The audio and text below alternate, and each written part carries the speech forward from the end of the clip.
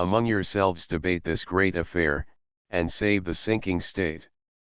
Then Drances took the word, who grudged, long since, the rising glories of the Daunian prince. Factious and rich, bold at the council board, but cautious in the field, he shunned the sword, a close caballer, and tongue valiant lord.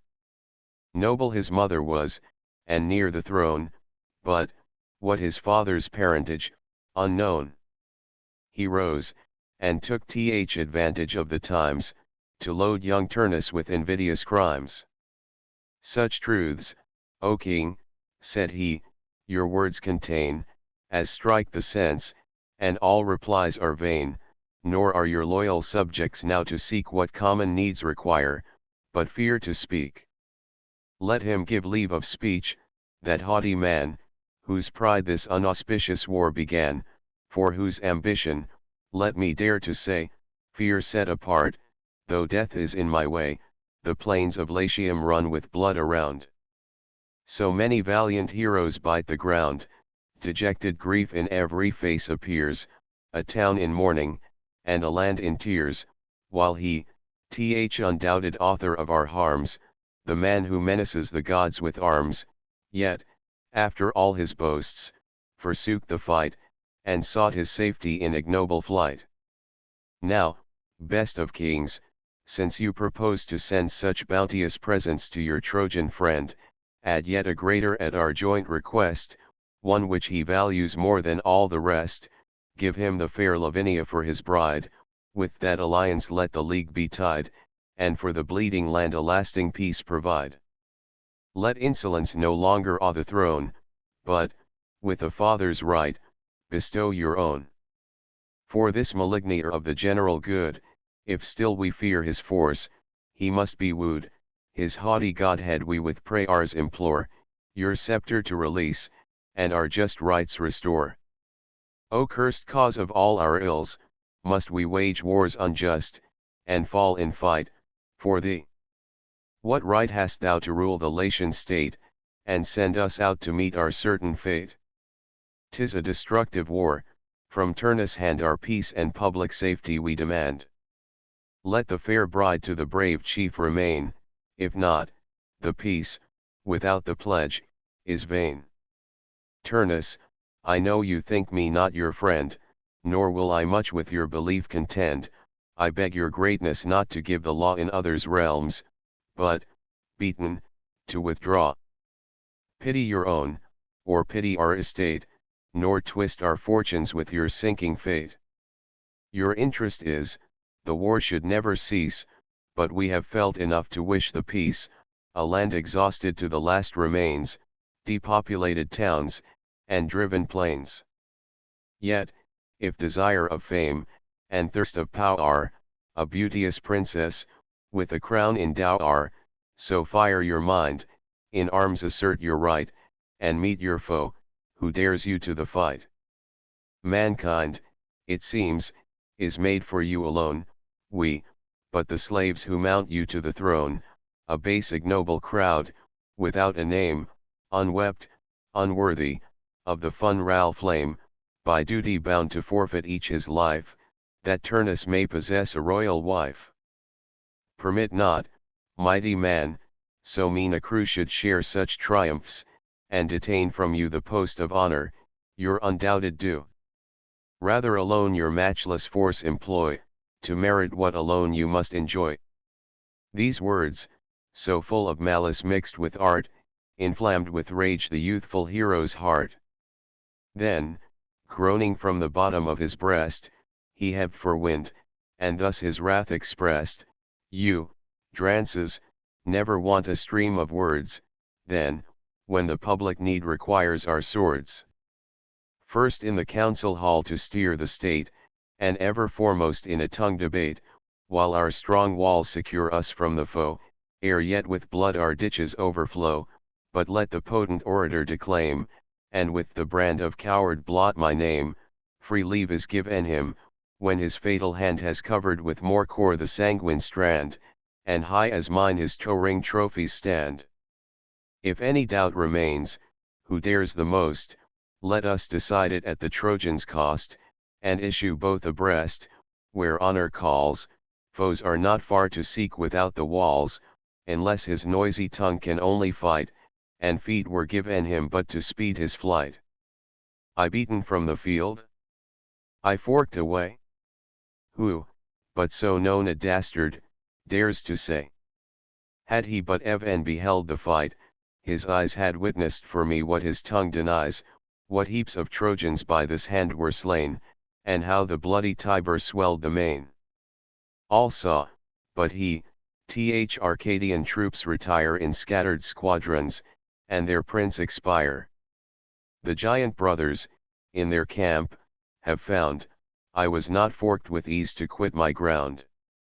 Not such the Trojans tried me, when, enclosed, I singly their united arms opposed, first forked an entrance through their thick array, then, glutted with their slaughter, freed my way. 'Tis a destructive war? So let it be, but to the Phrygian pirate, and to thee. Meantime proceed to fill the people's ears with false reports, their minds with panic fears, extol the strength of a twice conquered race, our foes encourage, and our friends debase. Believe thy fables, and the Trojan town triumphant stands, the Grecians are o'erthrown, suppliant at Hector's feet Achilles lies, and Diomed from fierce Aeneas flies. Say rapid Aufidus with awful dread runs backward from the sea, and hides his head, when the great Trojan on his bank appears, for that's as true as thy dissembled fears of my revenge. Dismiss that vanity, thou, Drances, art below a death from me. Let that vile soul in that vile body rest, the lodging is well worthy of the guest. Now, royal father, to the present state of our affairs, and of this high debate, if in your arms thus early you defied, and think your fortune is already tried, if one defeat has brought us down so low, as never more in fields to meet the foe, then I conclude for peace, 'tis time to treat, and lie like vassals at the victor's feet. But, oh, if any ancient blood remains, one drop of all our fathers, in our veins, that man would I prefer before the rest, who dared his death with an undaunted breast, who comely fell, by no dishonest wound, to shun that sight, and, dying, gnawed the ground. But, if we still have fresh recruits in store, if our confederates can afford us more, if the contended field we bravely fought, and not a bloodless victory was bought, their losses equaled ours, and, for their slain, with equal fires they filled the shining plain, why thus, unforked, should we so tamely yield, and, ere the trumpet sounds, resign the field? Good unexpected, evils unforeseen, appear by turns, as fortune shifts the scene, some, rised aloft, come tumbling down amain, then fall so hard, they bound and rise again.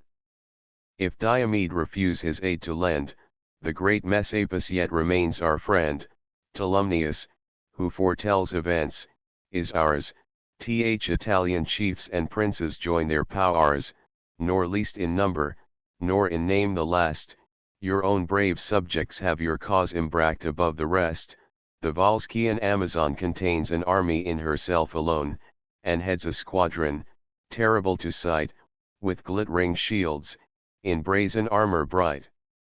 Yet, if the foe a single fight demand, and I alone the public peace withstand, if you consent, he shall not be refused, nor find a hand to victory honest. This new Achilles, let him take the field, with faded armor, and Vulcanian shield. For you, my royal father, and my fame, I, Turnus, not the least of all my name, devote my soul. He calls me hand to hand, and I alone will answer his demand. Drances shall rest secure, and neither share the danger, nor divide the prize of war. While they debate, nor these nor those will yield, Aeneas draws his forces to the field, and moves his camp. The scouts with flying speed return, and through the fright city spread unpleasing news, the Trojans are descried, in battle marching by the river side, and bending to the town. They take alarm, some tremble, some are bold, all in confusion arm.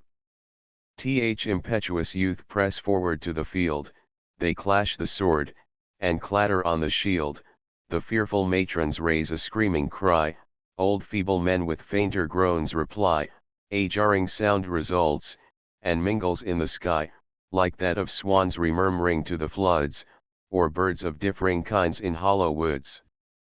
Turnus occasion takes, and cries aloud, talk on, ye quaint haranguers of the crowd, declaim in praise of peace, when danger calls, and the fierce foes in arms approach the walls.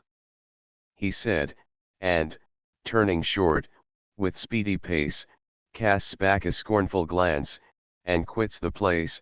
Thou, Volusus, the Volscian troops command to mount, and lead thyself our Ardean band. Messapus and Catius, post your force along the fields, to charge the Trojan horse. Some guard the passes, others man the wall, drawn up in arms, the rest attend my call. They swarm from every quarter of the town, and with disordered haste the rampires crown. Good old Latinus, when he saw, too late, the gathering storm just breaking on the state, dismissed the council till a fitter time, and owned his easy temper as his crime, who, forked against his reason, had complied to break the treaty for the promised bride. Some help to sink new trenches, others aid to ram the stones, or raise the palisade. Hoarse trumpets sound alarm, around the walls runs a distracted crew, whom their last labor calls. A sad procession in the streets is seen, of matrons, that attend the mother queen, high in her chair she sits, and, at her side, with downcast eyes, appears the fatal bride. They mount the cliff, where Pallas' temple stands, prayers in their mouths, and presents in their hands, with censers first they fume the sacred shrine, then in this common supplication join, O patroness of arms, unspotted maid, propitious hear, and lend thy Latins aid. Break short the pirate's lance, pronounce his fate, and lay the Phrygian low before the gate. Now Turnus arms for fight. His back and breast well-tempered steel and scaly brass invest, the cuishes which his brawny thighs enfold are mingled metal damasked o'er with gold. His faithful falchion sits upon his side, nor casque, nor crest, his manly features hide, but, bare to view, amid surrounding friends, with godlike grace, he from the tower descends. Exulting in his strength, he seems to dare his absent rival, and to promise war. Freed from his keepers, thus, with broken reins, the wanton courser prances o'er the plains, or in the pride of youth o'erleaps the mounds, and snuffs the females in forbidden grounds. Or seeks his what ring in the well-known flood, to quench his thirst, and cool his fiery blood, he swims luxuriant in the liquid plain, and o'er his shoulder flows his waving mane, he neighs, he snorts, he bears his head on high, before his ample chest the frothy waters fly. Soon as the prince appears without the gate, the Volscians, with their virgin leader, wait his last commands. Then, with a graceful mien, lights from her lofty steed the warrior queen, her squadron imitates, and each descends, whose common suit Camilla thus commends, if sense of honor, if a soul secure of inborn worth, that can all tests endure, can promise aught, or on itself rely greatly to dare, to conquer, or to die, then, I alone, sustained by these, will meet the Tyran troops, and promise their defeat. Ours be the danger, ours the sole renown, you, General, stay behind, and guard the town. Turnus a while stood mute, with glad surprise, and on the fierce virago fixed his eyes, then thus returned, O grace of Italy, with what becoming thanks can I reply? Not only words lie laboring in my breast, but thought itself is by thy praise oppressed.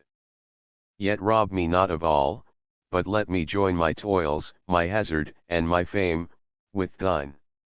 The Trojan, not in stratagem unskilled, sends his light horse before to scour the field, himself, through steep ascents and thorny brakes, a larger compass to the city takes. This news my scouts confirm, and I prepare to foil his cunning, and his force to dare, with chosen foot his passage to forelay, and place an ambush in the winding way. Thou, with thy Volscians, face the Tuscan horse, the brave Messapus shall thy troops enforce with those of Tibur, and the Latian band, subjected all to thy supreme command. This said, he warns Messapus to the war, then every chief exhorts with equal care. All thus encouraged, his own troops he joins, and hastes to prosecute his deep designs. Enclosed with hills, a winding valley lies, by nature formed for fraud, and fitted for surprise.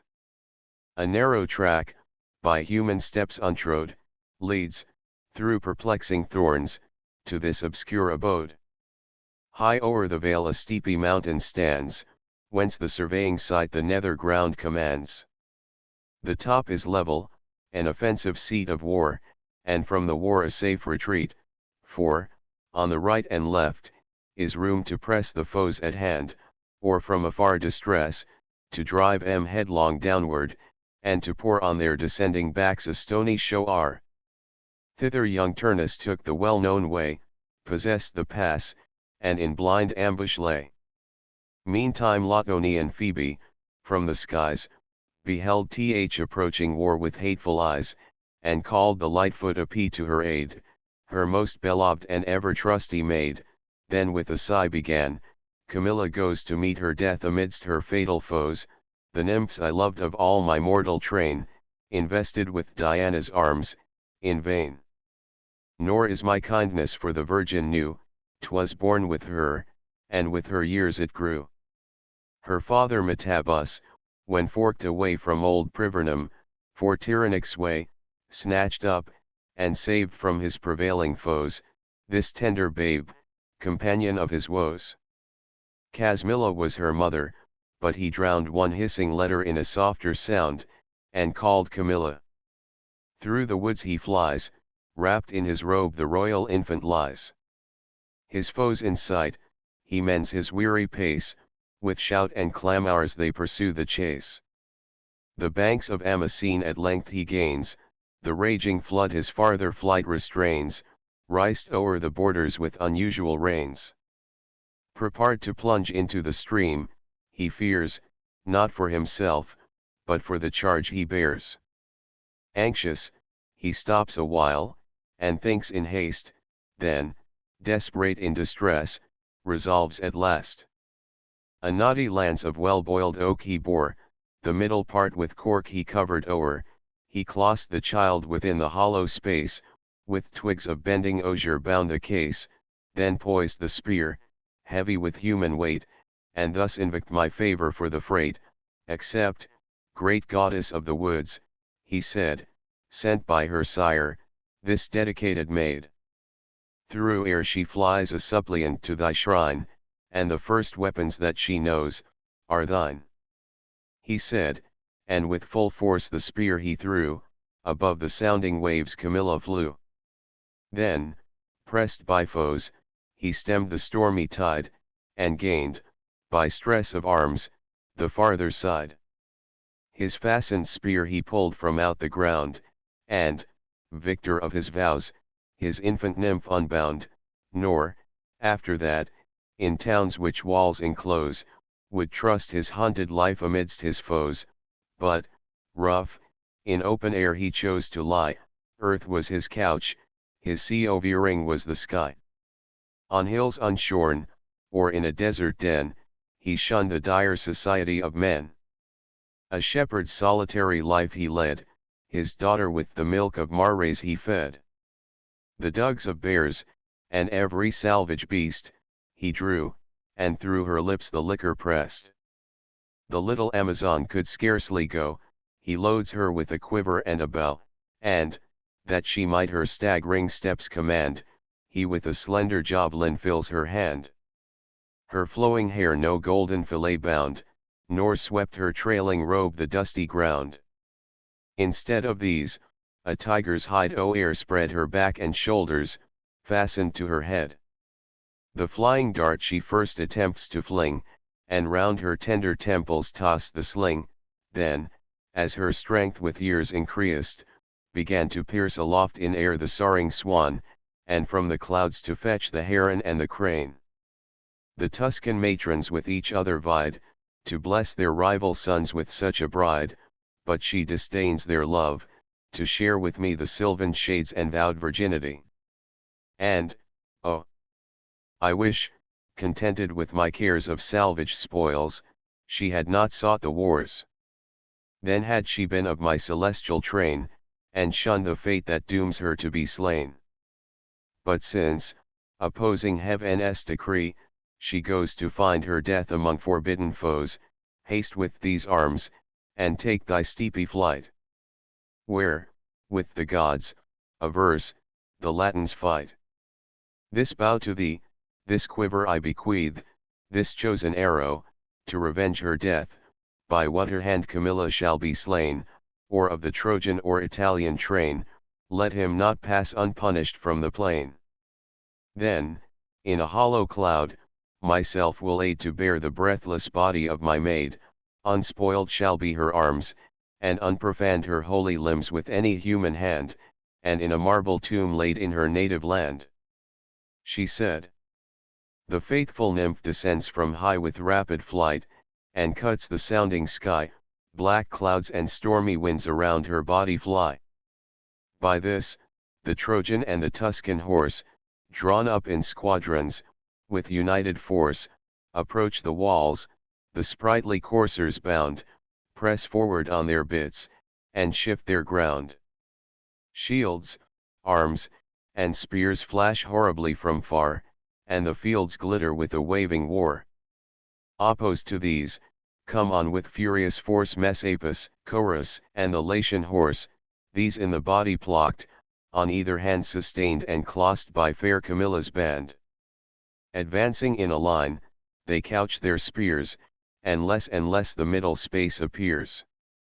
Thick smoke obscures the field, and scarce are seen the neighing coursers, and the shouting men. In distance of their darts they stop their course, then man to man they rush, and horse to horse. The face of heaven their flying javelins hide, and deaths unseen are dealt on either side. Tyrannus, and Acontus, void of fear, by mettled coursers borne in full career, meet first opposed, and, with a mighty shock, their horses' heads against each other knock. Far from his steed is fierce Acontus cast, as with an engine's force, or lightning's blast, he rolls along in blood, and breathes his last. The Latin squadrons take a sudden fright, and sling their shields behind, to save their backs in flight spurring at speed to their own walls they drew, close in the rear the Tuscan troops pursue, and urge their flight, Asylas leads the chase, till, seized, with shame, they wheel about and face, receive their foes, and raise a threatening cry. The Tuscans take their turn to fear and fly. So swelling surges, with a thundering roar, drive in on each other's backs, insult the shore, bound o'er the rocks, encroach upon the land, and far upon the beach eject the sand, then backward, with a swing, they take their way, repulsed from upper ground, and seek their mother sea, with equal hurry quit th invaded shore, and swallow back the sand and stones they spewed before. Twice were the Tuscans masters of the field, twice by the Latins, in their turn, repelled. Ashamed at length, to the third charge they ran, both hosts resolved, and mingled man to man. Now dying groans are heard, the fields are strowed with falling bodies, and are drunk with blood. Arms, horses, men, on heaps together lie, confessed the fight, and more confessed the cry. Orsilochus, who durst not press too near strong Romulus, at distance drove his spear, and stuck the steel beneath his horse's ear. The fiery steed, impatient of the wound, curvets, and, springing upward with a bound, his helpless lord cast backward on the ground. Catius pierced Iolaus first, then drew his reeking lance, and at Herminius threw, the mighty champion of the Tuscan crew. His neck and throat unarmed, his head was bare, but shaded with a length of yellow hair, secure, he fought, exposed on every part, a spacious mark for swords, and for the flying dart. Across the shoulders came the feathered wound, transfixed he fell, and doubled to the ground. The sands with streaming blood are sanguine dyed, and death with honor sought on either side. Resistless through the war Camilla rode, in danger unappalled, and pleased with blood. One side was bare for her exerted breast, one shoulder with her painted quiver pressed. Now from afar her fatal javelins play, now with her axe's edge she hews her way, Diana's arms upon her shoulder sound, and when, too closely pressed, she quits the ground, from her bent bow she sends a backward wound. Her maids, in martial pomp, on either side, Larina, Tula, fierce Tarpeia, ride, Italians all, in peace, their queen's delight, in war, the bold companions of the fight.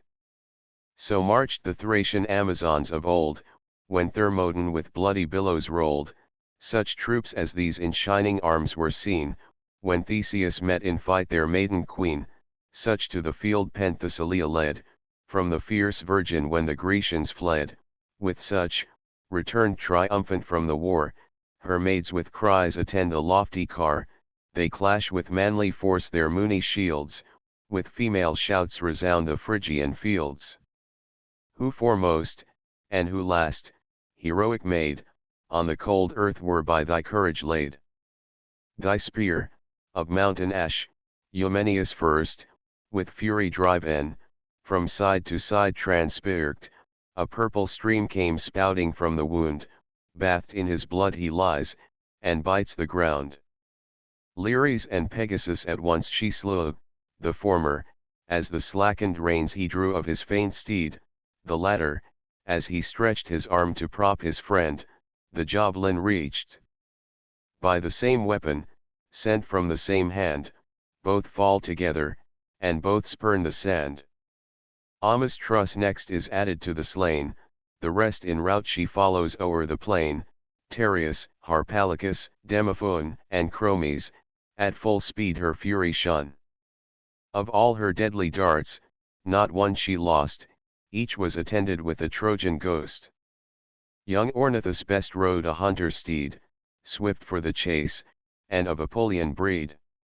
Him from afar she spied, in arms unknown, o'er his broad back an ox's hide was thrown, his helm a wolf, whose gaping jaws were spread a sea of earring for his cheeks, and grinned around his head, he clenched within his hand an iron prong, and towered above the rest, conspicuous in the throng. Him soon she singled from the flying train, and slew with ease, then thus insults the slain, vain hunter, didst thou think through woods to chase the savage herd, a vile and trembling race? Here cease thy vaunts, and own my victory, a woman warrior was too strong for thee. Yet, if the ghosts demand the conqueror's name, confessing great Camilla, save thy shame. Then Butes and Orsilochus she slew, the bulkiest bodies of the Trojan crew, but Butes breast to breast, the spear descends above the gorget, where his helmet ends, and o'er the shield which his left side defends. Orsilochus and she their courses ply, he seems to follow, and she seems to fly, but in a narrower ring she makes the race, and then he flies, and she pursues the chase. Gathering at length on her deluded foe, she swings her axe, and rises to the blow full on the helm behind, with such a sway the weapon falls, the riven steel gives way, he groans, he roars, he sues in vain for grace, brains, mingled with his blood, besmear his face. Astonished Aias just arrives by chance, to see his fall, nor farther dares advance, but, fixing on the horrid maid his eye, he stares, and shakes, and finds it vain to fly, yet, like a true Ligurian, born to cheat, at least while fortune favored his deceit, cries out aloud, "What courage have you shown, who trust your courser's strength, and not your own? Forego the vantage of your horse, alight, and then on equal terms begin the fight. It shall be seen, weak woman, what you can, when, foot to foot, you combat with a man," he said. She glows with anger and disdain, dismounts with speed to dare him on the plain, and leaves her horse at large among her train, with her drawn sword defies him to the field, and, marching, lifts aloft her maiden shield. The youth, who thought his cunning did succeed, reins round his horse, and urges all his speed, adds the remembrance of the spur, and hides the goring rowels in his bleeding sides. "Vain fool, and coward," cries the lofty maid, "caught in the train which thou thyself hast laid. On others practice thy Ligurian arts, thin stratagems and tricks of little hearts are lost on me, nor shalt thou safe retire, with vaunting lies, to thy fallacious sire."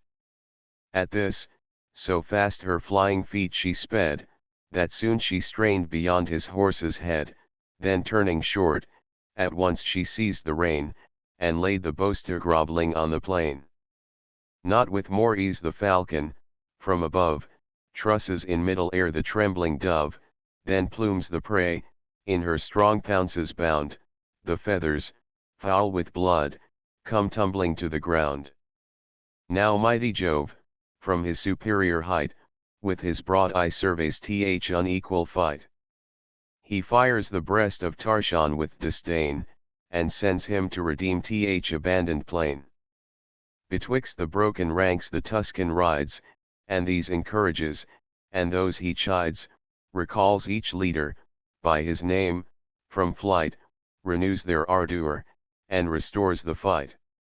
What panic fear has seized your souls? O shame, O brand perpetual of th Etrurian name! Cowards incurable, a woman's hand drives, breaks, and scatters your ignoble band. Now cast away the sword, and quit the shield.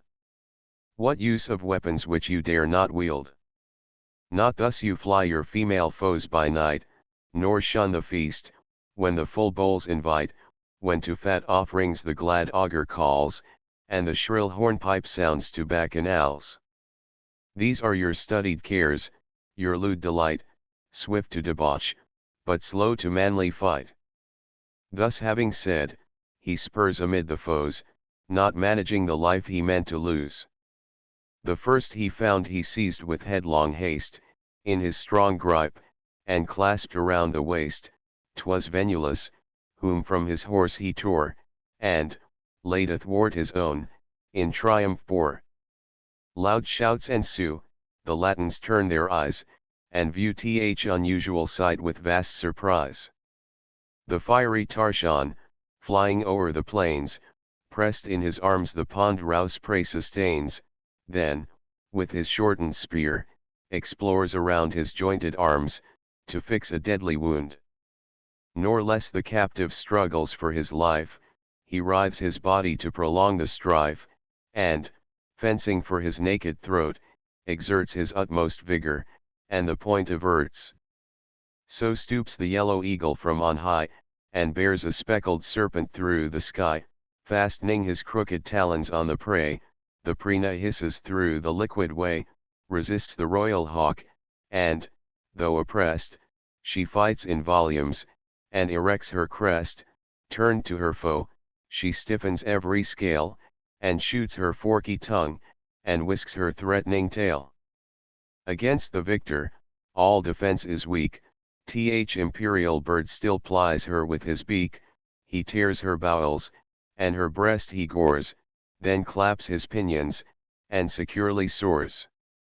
Thus, through the midst of circling enemies, strong Tarshan snatched and bore away his prize. The Turan troops, that shrunk before, now press the Latins, and presume the like success. Then Aruns, doomed to death, his arts essayed, to murder, unspied, the Volscian maid, this way and that his winding course he bends, and, wheresoe'er she turns, her steps attends. When she retires victorious from the chase, he wheels about with care, and shifts his place, when, rushing on, she seeks her foes in fight, he keeps aloof, but keeps her still in sight, he threats, and trembles, trying every way, unseen to kill, and safely to betray. Clorius, the priest of Cybele, from far, glittering in Phrygian arms amidst the war, was by the Virgin viewed. The steed he pressed was proud with trappings, and his brawny chest with scales of gilded brass was covered o'er, a robe of Tyrian dye the rider wore.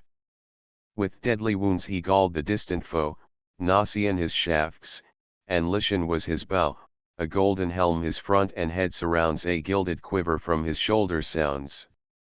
Gold, weaved with linen, on his thighs he wore, with flowers of needlework distinguished o'er, with golden buckles bound, and gathered up before him the fierce maid beheld with ardent eyes, fond and ambitious of so rich a prize, or that the temple might his trophies hold, or else to shine herself in Trojan gold. Blind in her haste, she chases him alone, and seeks his life, regardless of her own. This lucky moment the sly traitor chose, then, starting from his ambush, up he rose, and threw, but first to heaven addressed his vows, O patron of Socrates' high abodes, Phoebus, the ruling power among the gods, whom first we serve, whole woods of unctuous pine are felled for thee, and to thy glory shine, by thee protected with our naked solace, through flames unsinged we march, and tread the kindled coals. Give me, propitious power, to wash away the stains of this disinnumerable day, nor spoils, nor triumph, from the fact I claim, but with my future actions trust my fame. Let me, by stealth, this female plague overcome, and from the field return in glorious home. Apollo heard, and, granting half his prayer, shuffled in winds the rest, and tossed in empty air. He gives the death desert, his safe return by southern tempests to the seas is borne. Now, when the javelin whizzed along the skies, both armies on Camilla turned their eyes, directed by the sound of either host. Th unhappy virgin, though concerned the most, was only deaf, so greedy was she bent on golden spoils, and on her prey intent, till in her pap the winged weapon stood infixed, and deeply drunk the purple blood. Her sad attendants hastened to sustain their dying lady, drooping on the plain. Far from their sight the trembling Aruns flies, with beating heart, and fear confessed with joys, nor dares he farther to pursue his blow, or even to bear the sight of his expiring foe. As, when the wolf has torn a bullock's hide at unawares, or wrenched a shepherd's side, conscious of his audacious deed, he flies, and claps his quivering tail between his thighs, so, speeding once, the wretch no more attends, but, spurring forward, herds among his friends. She wrenched the javelin with her dying hands, but wedged within her breast the weapon stands, the wood she draws, the steely point remains, she staggers in her seat with agonizing pains, a gathering mist o'er clouds her cheerful eyes, and from her cheeks the rosy color flies. Then turns to her, whom of her female train she trusted most, and thus she speaks with pain, "Aka, 'tis past. He swims before my sight, inexorable death, and claims his right. Bear my last words to Turnus, fly with speed, and bid him timely to my charge succeed, repel the Trojans, and the town relieve, farewell. And in this kiss my parting breath receive." She said, and, sliding, sunk upon the plain, dying, her opened hand forsakes the rein, short, and more short, she pants, by slow degrees her mind the passage from her body frees. She drops her sword, she nods her plumy crest, her drooping head declining on her breast, in the last sigh her struggling soul expires, and, murmuring with disdain, to Stygian sounds retires. A shout, that struck the golden stars, ensued, despair and rage the languished fight renewed.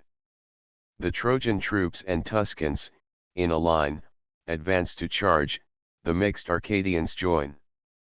But Cynthia's maid, high-seated, from afar surveys the field, and fortune of the war, unmoved a while, till, prostrate on the plain, weltering in blood, she sees Camilla slain, and, round her corpse, of friends and foes a fighting train. Then, from the bottom of her breast, she drew a mournful sigh, and these sad words ensue, too dear a fine, ah, much lamented maid, for warring with the Trojans, thou hast paid. Nor aught availed, in this unhappy strife, Diana's sacred arms, to save thy life. Yet unrevenged thy goddess will not leave her Votire's death, nor, with vain sorrow grieve. Branded the wretch, and be his name abhorred, but after ages shall thy praise record. Inglorious coward soon shall press the plain, thus vows thy queen, and thus the fates ordain. High o'er the field there stood a hilly mound, sacred the place, and spread with oaks around, where, in a marble tomb, Dercenius lay, a king that once in Latium bore the sway. The beauteous Api thither bent her flight, to mark the traitor Aruns from the height. Him in refulgent arms she soon espied, swoln with success, and loudly thus she cried, thy backward steps, vain boaster, are too late, turn like a man, at length, and meet thy fate. Charged with my message, to Camilla go, and say I sent thee to the shades below, an honor undeserved from Cynthia's bow. She said, and from her quiver chose with speed the winged shaft, predestined for the deed, then to the stubborn yew her strength applied, till the far distant horns approached on either side. The bowstring touched her breast, so strong she drew, whizzing in air the fatal arrow flew. At once the twanging bow and sounding dart the traitor heard, and felt the point within his heart. Him, beating with his heels in pangs of death, his flying friends to foreign fields bequeath. The conquering damsel, with expanded wings, the welcome message to her mistress brings. Their leader lost, the Volscians quit the field, and, unsustained, the chiefs of Turnus yield. The fright soldiers, when their captains fly, more on their speed than on their strength rely. Confessed in flight, they bear each other down, and spur their horses headlong to the town. Driven by their foes, and to their fears resigned, not once they turn, but take their wounds behind. These drop the shield, and those the lance forego, or on their shoulders bear the slackened bow. The hoofs of horses, with a rattling sound, beat short and thick, and shake the rotten ground. Black clouds of dust come rolling in the sky, and o'er the darkened walls and rampires fly. The trembling matrons, from their lofty stands, rend heaven with female shrieks, and wring their hands. All pressing on, pursuers and pursued, are crushed in crowds, a mingled multitude. Some happy few escape, the throng too late rush on for entrance, till they choke the gate. Even in the sight of home, the wretched sire looks on, and sees his helpless son expire. Then, in affright, the folding gates they close, but leave their friends excluded with their foes. The vanquished cry, the victors loudly shout, 'tis terror all within, and slaughter all without. Blind in their fear, they bounce against the wall, or, to the moats pursued, precipitate their fall. The Latian virgins, valiant with despair, armed on the towers, the common danger share, so much of zeal their country's cause inspurred, so much Camilla's great example furred. Poles, sharpened in the flames, from high they throw, with imitated darts, to gall the foe. Their lives for godlike freedom they bequeath, and crowd each other to be first in death. Meantime to Turnus, ambushed in the shade, with heavy tidings came unhappy maid, the Volscians overthrown, Camilla killed, the foes, entirely masters of the field, like a resistless flood, come rolling on, the cry goes off the plain, and thickens to the town. Inflamed with rage, for so the Furies fire the Daunian's breast, and so the fates require, he leaves the hilly pass, the woods in vain possessed, and downward issues on the plain. Scarce was he gone, when to the straits, now freed from secret foes, the Trojan troops succeed. Through the black forest and the ferny brake, unknowingly secure, their way they take, from the rough mountains to the plain descend, and there, in order drawn, their line extend. Both armies now in open fields are seen, nor far the distance of the space between. Both to the city bend. Aeneas sees, through smoking fields, his hastening enemies, and Turnus views the Trojans in array, and hears approaching horses proudly neigh. Soon had their hosts in bloody battle joined, but westward to the sea the sun declined. Entrenched before the town both armies lie, while night with sable wings involves the sky. Book 12 The Argument. Turnus challenges Aeneas to a single combat, articles are agreed on, but broken by the Rutuli, who wound Aeneas. He is miraculously cured by Venus, forces Turnus to a duel, and concludes the poem with his death. When Turnus saw the Latins leave the field, their armies broken, and their courage quelled, himself become the mark of public spite, his honor questioned for the promised fight, the more he was with vulgar hate oppressed, the more his fury boiled within his breast, he roused his vigor for the last debate, and rised his haughty soul to meet his fate. As, when the swains the Libyan lion chase, he makes a sour retreat, nor mends his pace, but, if the pointed javelin pierce his side, the lordly beast returns with double pride, he wrenches out the steel, he roars for pain, his sides he lashes, and erects his mane, so Turnus fares, his eyeballs flash with fire, through his wide nostrils clouds of smoke expire. Trembling with rage, around the court he ran, at length approached the king, and thus began, no more excuses or delays, I stand in arms prepared to combat, hand to hand, this base deserter of his native land. The Trojan, by his word, is bound to take the same conditions which himself did make. Renew the truce, the solemn rites prepare, and to my single virtue trust the war. The Latians unconcerned shall see the fight, this arm unaided shall assert your right, then, if my prostrate body press the plain, to him the crown and beauteous bride remain. To whom the king sedately thus replied, brave youth, the more your valor has been tried, the more becomes it us, with due respect, to weigh the chance of war, which you neglect. You want not wealth, or a successive throne, or cities which your arms have made your own, my towns and treasures are at your command, and stored with blooming beauties is my land, Laurentum more than one Lavinia sees, unmarried, fair, of noble families. Now let me speak, and you with patience hear, things which perhaps may grate a lover's ear, but sound advice, proceeding from a heart sincerely yours, and free from fraudful art. The gods, by signs, have manifestly shown, no prince Italian born should heir my throne, oft have our augurs, in prediction skilled, and oft our priests, a foreign son revealed. Yet, one by worth that cannot be withstood, bribed by my kindness to my kindred blood, you are G'd by my wife, who would not be denied, I promised my Lavinia for your bride, her from her plighted lord by force I took, all ties of treaties, and of honor, broke, on your account I wagged an impious war with what success, 'tis needless to declare, I and my subjects feel, and you have had your share. Twice vanquished while in bloody fields we strive, scarce in our walls we keep our hopes alive, the rolling flood runs warm with human gore, the bones of Latians blanch the neighboring shore. Why put I not an end to this debate, still unresolved, and still a slave to fate?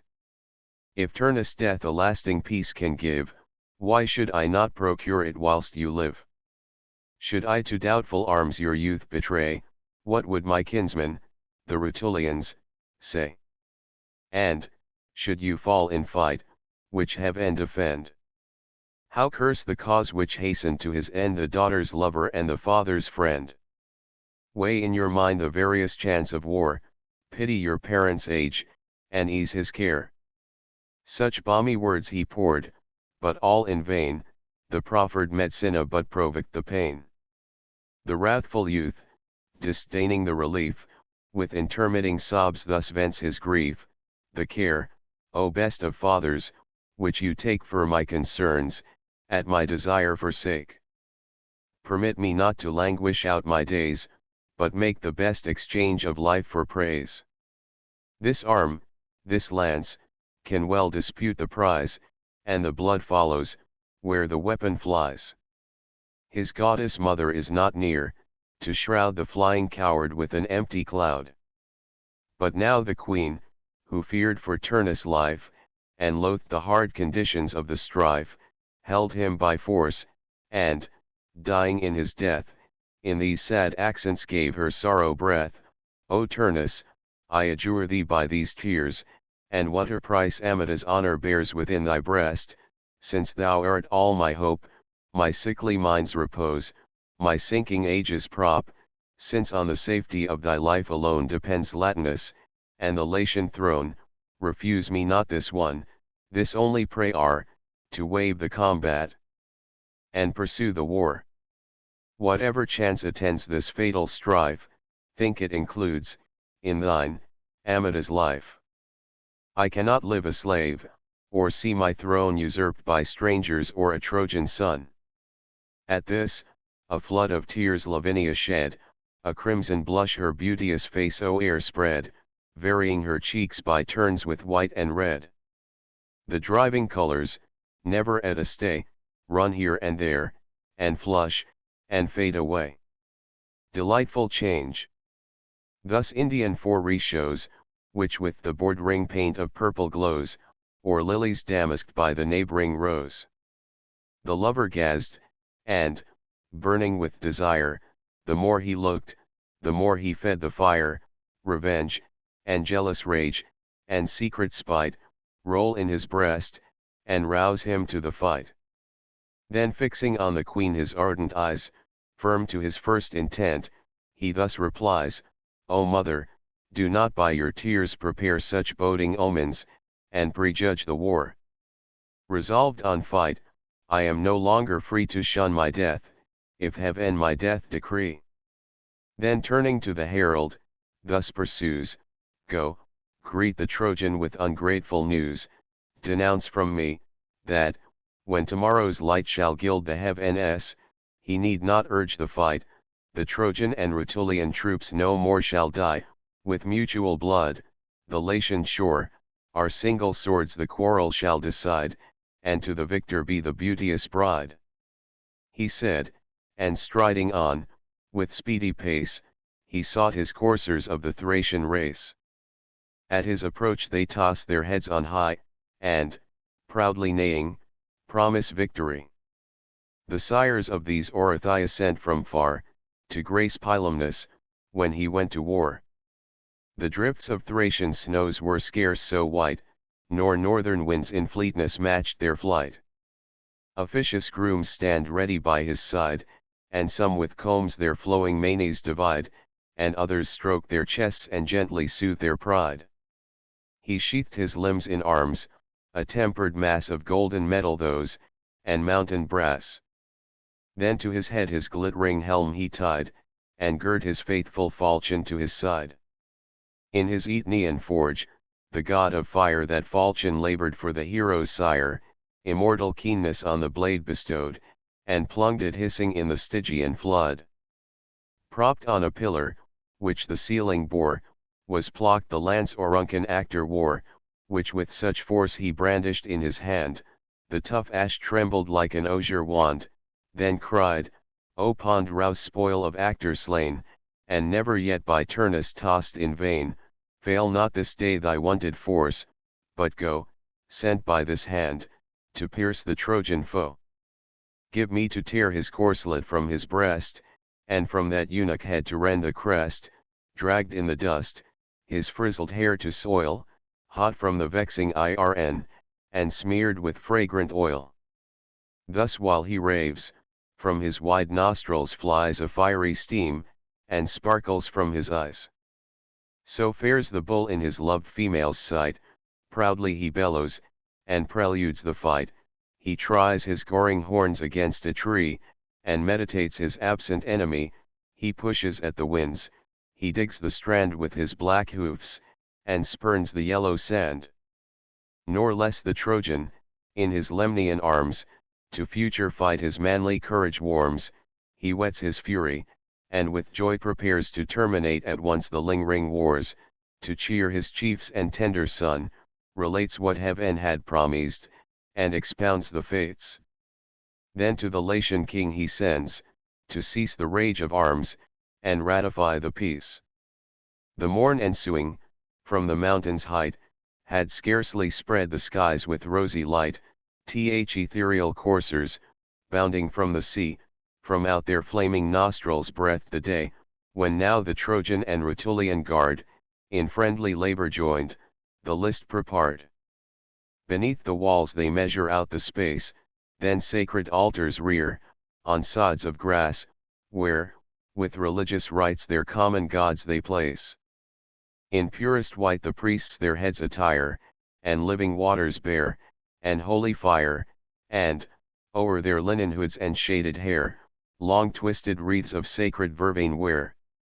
In order issuing from the town appears the Latin legion, armed with pointed spears, and from the fields, advancing on a line, the Trojan and the Tuscan forces join, their various arms afford a pleasing sight, a peaceful train they seem, in peace prepared for fight.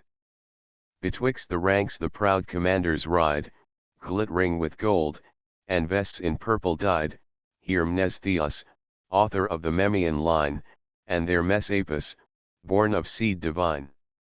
The sign is given, and, round the listed space, each man in order fills his proper place. Reclining on their ample shields, they stand, and fix their pointed lances in the sand. Now, studious of the sight, a number-rouse throng of either sex promiscuous, old, and young, swarm the town, by those who rest behind, the gates and walls and houses tops are lined. Meantime the Queen of Heaven beheld the sight, with eyes unpleased, from Mount Albano's height, since called Albano by succeeding fame, but then an empty hill, without a name. She then surveyed the field, the Trojan powers, the Latian squadrons, and Laurentine towers. Then thus the goddess of the skies bespoke, with sighs and tears, the goddess of the lake, King Turnus' sister, once a lovely maid, heir to the lust of lawless Jove betrayed, compressed by force, but, by the grateful god, now made the nighs of the neighboring flood. O nymph, the pride of living lakes, said she, O most renowned, and most beloved by me, long hast thou known, nor need I to record, the wanton sallies of my wandering lord. Of every Latian fair whom Jove misled to mount by stealth my violated bed, to thee alone I grudged not his embrace, but gave a part of heaven, and an unenvied place. Now learn from me thy near approaching grief, nor think my wishes want to thy relief. While fortune favored, nor heaven's king denied to lend my succor to the Latian side, I saved thy brother, and the sinking state, but now he struggles with unequal fate, and goes, with gods averse, o'ermatched in might, to meet inevitable death in fight, nor must I break the truce, nor can sustain the sight. Thou, if thou darst thy present aid supply, it well becomes a sister's care to try.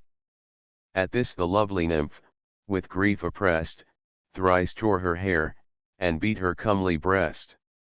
To whom Satania thus, thy tears are late, haste, snatch him, if he can be snatched from fate, new tumults kindle, violate the truce, who knows what changeful fortune may produce. 'Tis not a crime to attempt what I decree, or, if it were, discharge the crime on me. She said, and, sailing on the winged wind, left the sad nymph suspended in her mind. And now in pomp the peaceful kings appear, 4 steeds the chariot of Latinus bear, 12 golden beams around his temples play, to mark his lineage from the god of day. 2 snowy coursers Turnus chariot yoke, and in his hand 2 massy spears he shook, then issued from the camp, in arms divine, Aeneas, author of the Roman line, and by his side Ascanius took his place, the second hope of Rome's immortal race. Adorned in white, a reverend priest appears, and offerings to the flaming altars bears, a porket, and a lamb that never suffered shears.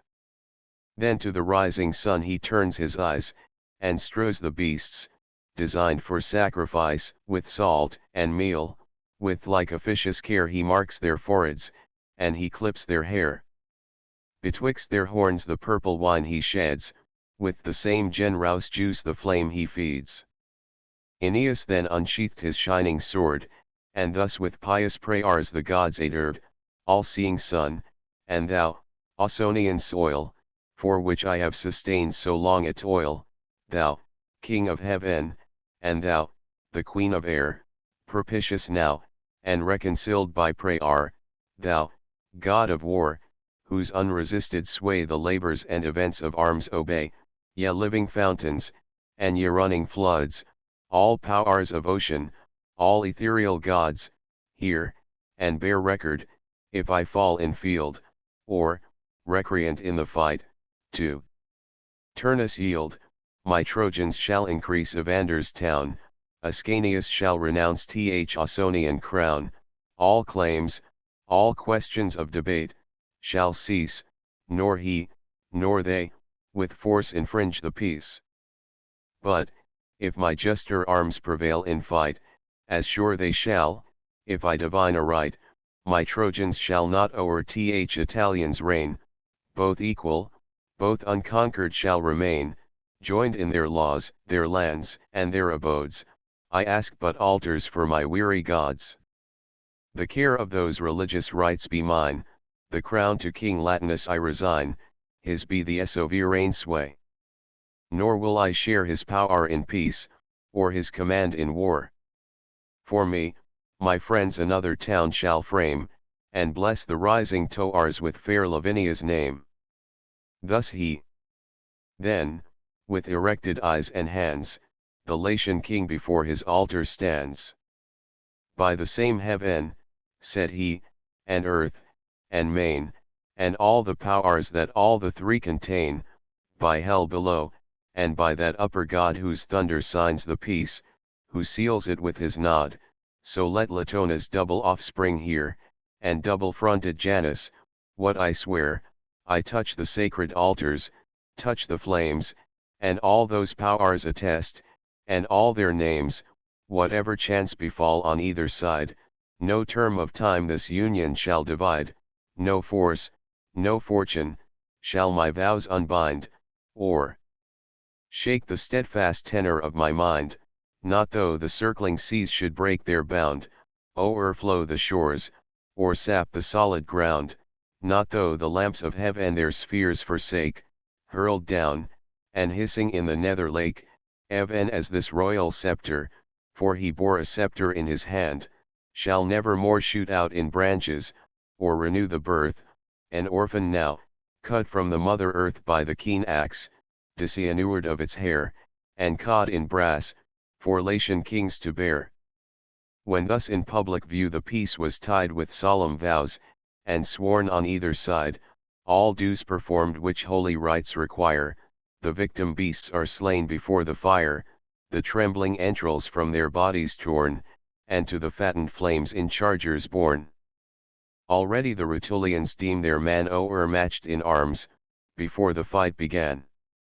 First rising fears are whispered through the crowd, then, gathering sound, they murmur more aloud.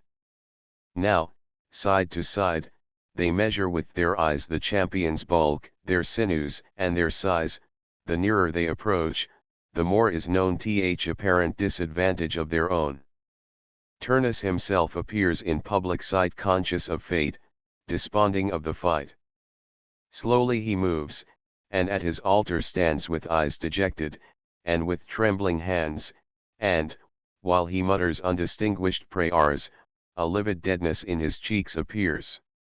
With anxious pleasure when Juturna viewed th increasing fright of the mad multitude, when their short sighs and thickening sobs she heard, and found their ready minds for change prepared, dissembling her immortal form, she took Camardus' mien, his habit, and his look, a chief of ancient blood, in arms well known was his great sire, and he his greater son. His shape assumed, amid the ranks she ran, and humoring their first motions, thus began, For shame, Rutulians, can you bear the sight of one exposed for all, in single fight? Can we, before the face of heaven, confess our courage colder, or our numbers less? View all the Trojan host, th Arcadian band, and Tuscan army, count 'em as they stand, undaunted to the battle if we go, scarce every second man will share a foe. Turnus, 'tis true, in this unequal strife, shall lose, with honor, his devoted life, or change it rather for immortal fame, succeeding to the gods, from whence he came, but you, a servile and inglorious band, for foreign lords shall sow your native land, those fruitful fields your fighting fathers gained, which have so long their lazy sons sustained. With words like these, she carried her design, a rising murmur runs along the line. Then Ev and the city troops, and Latians, tiered with tedious war, seem with new souls inspurred, their champion's fate with pity they lament, and of the league, so lately sworn, repent. Nor fails the goddess to foment the rage with lying wonders, and a false presage, but adds a sign, which, present to their eyes, inspires new courage, and a glad surprise. For, sudden, in the fiery tracks above, appears in pomp th imperial bird of Jove, a plump of fowl he spies, that swim the lakes, and o'er their heads his sounding pinions shakes, then, stooping on the fairest of the train, in his strong talons trussed a silver swan. Th Italians wonder at th unusual sight, but, while he lags, and labors in his flight, behold, the dastard fowl return anew, and with united force the foe pursue, clamorous around the royal hawk they fly, and, thickening in a cloud, o'er shade the sky. They cuff, they scratch, they cross his airy course, nor can th encumbered bird sustain their force, but vexed, not vanquished, drops the pond rouse prey, and, lightened of his burthen, wings his way. Th Ausonian bands with shouts salute the sight, eager of action, and demand the fight. Then King Tolumnius, versed in augurs' arts, cries out, and thus his boasted skill imparts, at length 'tis granted, what I long desired. This is what my frequent vows required. Ye gods, I take your omen, and obey. Advance, my friends, and charge. I lead the way. These are the foreign foes, whose impious band, like that rapacious bird, infest our land, but soon, like him, they shall be forked to sea by strength united, and forego the prey. Your timely succor to your country bring, haste to the rescue, and redeem your king. He said, and, pressing onward through the crew, poised in his lifted arm, his lance he threw.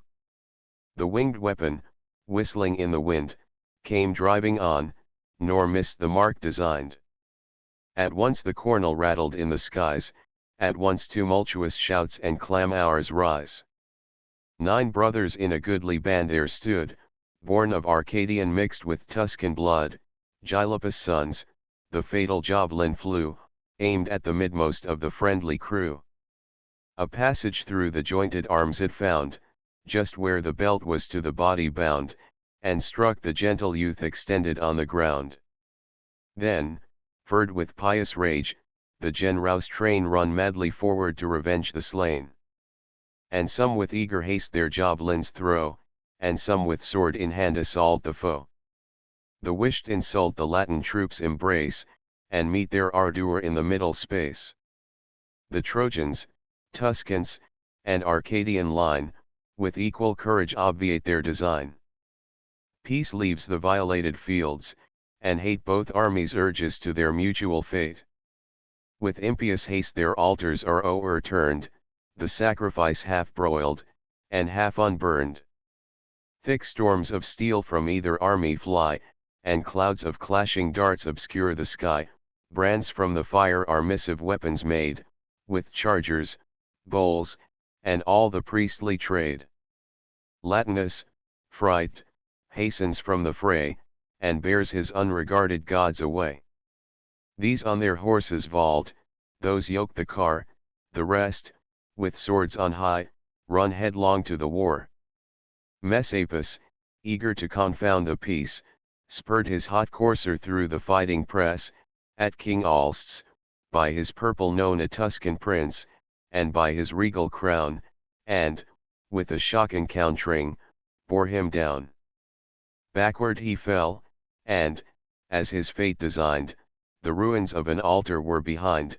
There, pitching on his shoulders and his head, amid the scattering fires he lay supinely spread. The beamy spear, descending from above, his cuirass pierced, and through his body drove. Then, with a scornful smile, the victor cries, "The gods have found a fitter sacrifice." Greedy of spoils, Italians strip the dead of his rich armor, and uncrown his head. Priest Quirinius, armed his better hand, from his own altar, with a blazing brand, and, as Ebusus with a thundering pace advanced to battle, dashed it on his face. His bristly beard shines out with sudden fires, the crackling crop a noisome scent expires. Following the blow, he seized his curling crown with his left hand, his other cast him down. The prostrate body with his knees he pressed, and plunged his holy poniard in his breast. While Podalirius, with his sword, pursued the shepherd Alsus through the flying crowd, swiftly he turns, and aims a deadly blow full on the front of his unwary foe. The broad axe enters with a crashing sound, and cleaves the chin with one continued wound.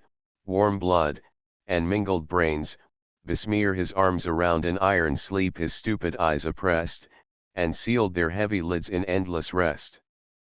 But good Aeneas rushed amid the bands, bare was his head, and naked were his hands, in sign of truce. Then thus he cries aloud, "What sudden rage, what new desire of blood, inflames your altered minds? O Trojans, cease from impious arms, nor violate the peace. By human sanctions, and by laws divine, the terms are all agreed, the war is mine. Dismiss your fears, and let the fight ensue. This hand alone shall right the gods and you, our injured altars, and their broken vow. To this avenging sword the faithless Turnus owe." Thus while he spoke, unmindful of defense, a winged arrow struck the pious prince. But, whether from some human hand it came, or hostile god, is left unknown by fame. No human hand or hostile god was found, to boast the triumph of so base a wound. When Turnus saw the Trojan quit the plain, his chiefs dismayed, his troops a fainting train, unhopped event his heightened soul inspires, at once his arms and coursers he requires. Then, with a leap, his lofty chariot gains, and with a ready hand assumes the reins. He drives impetuous, and, where'er he goes, he leaves behind a lane of slaughtered foes. These his lance reaches, over those he rolls his rapid car, and crushes out their souls. In vain the vanquished fly, the victor sends the dead men's weapons at their living friends. Thus, on the banks of Heber's freezing flood, the god of battles, in his angry mood, clashing his sword against his brazen shield, let loose the reins, and scours along the field. Before the wind his fiery coursers fly, groans the sad earth, resounds the rattling sky. Wrath, terror, treason, tumult, and despair, dire faces, and deformed, surround the car, friends of the god, and followers of the war.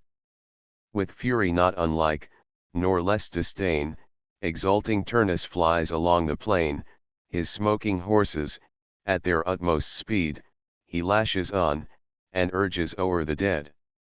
Their fetlocks run with blood, and, when they bound, the gore and gathering dust are dashed around.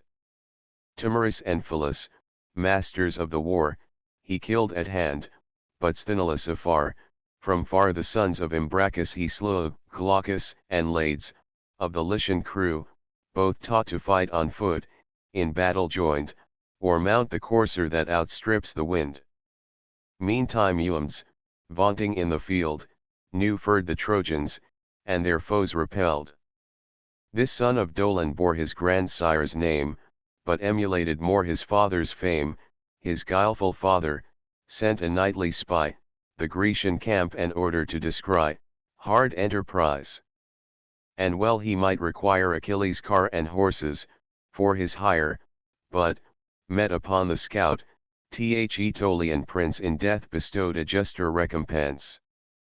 Fierce Turnus viewed the Trojan from afar, and launched his javelin from his lofty car, then lightly leaping down, pursued the blow, and, pressing with his foot his prostrate foe, wrenched from his feeble hold the shining sword, and plunged it in the bosom of its lord.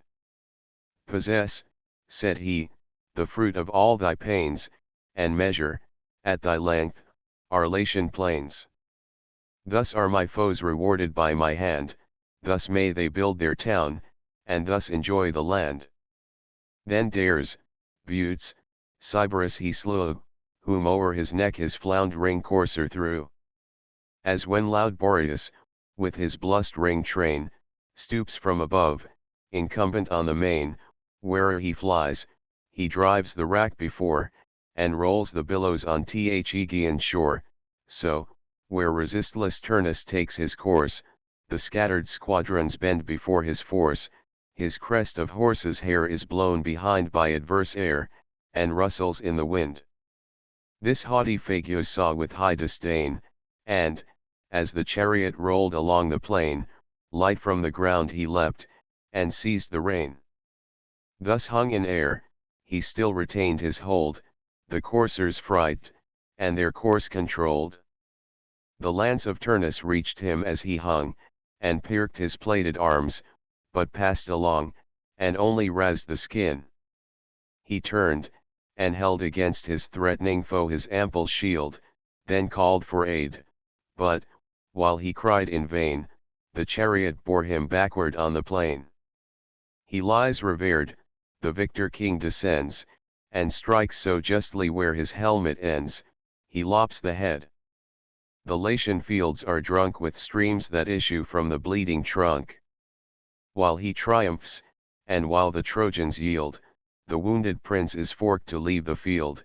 Strong Mnestheus, and Achates often tried, and young Ascanius, weeping by his side, conduct him to his tent.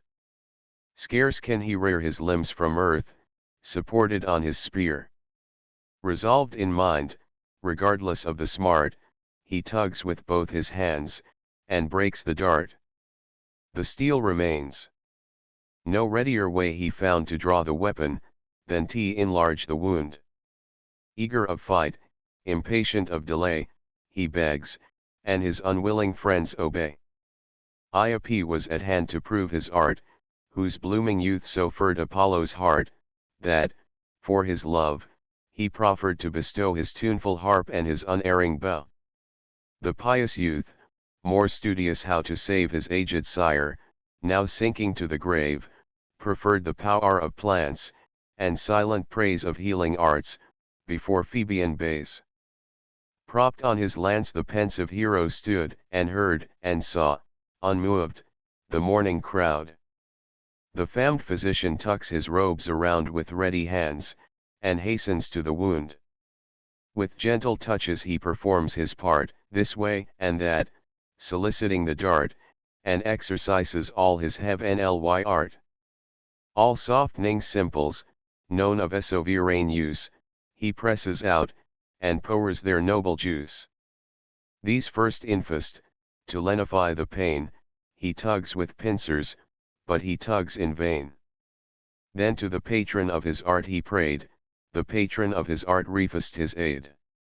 Meantime the war approaches to the tents, alarm grows hotter, and the noise augments, the driving dust proclaims the danger near, and first their friends, and then their foes appear, their friends retreat, their foes pursue the rear.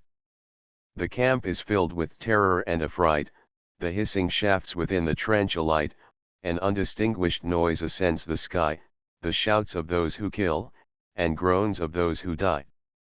But now the goddess mother, moved with grief, and pierced with pity, hastens her relief.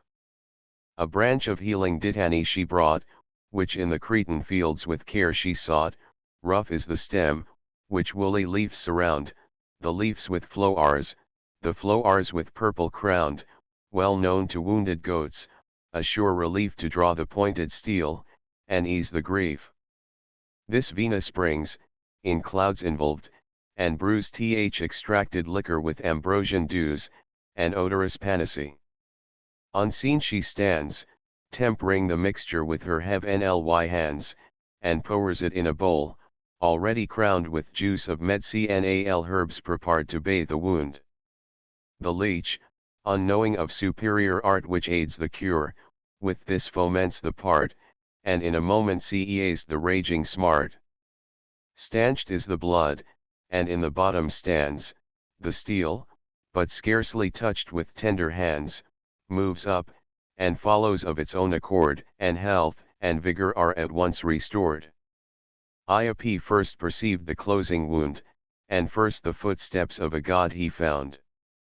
Arms, arms, he cries, the sword and shield prepare, and send the willing chief, renewed, to war. This is no mortal work, no cure of mine, nor art's effect, but done by hands divine. Some god our general to the battle sends, some god preserves his life for greater ends. The hero arms in haste, his hands enfold his thighs with cuishes of refulgent gold, inflamed to fight, and rushing to the field, that hand sustaining the celestial shield, this gripes the lance, and with such vigor shakes, that to the rest the beamy weapon quakes. Then with a close embrace he strained his son, and, kissing through his helmet, thus begun, my son, from my example learn the war, in camps to suffer, and in fields to dare, but happier chance than mine attend thy care. This day my hand thy tender age shall shield, and crown with honors of the conquered field.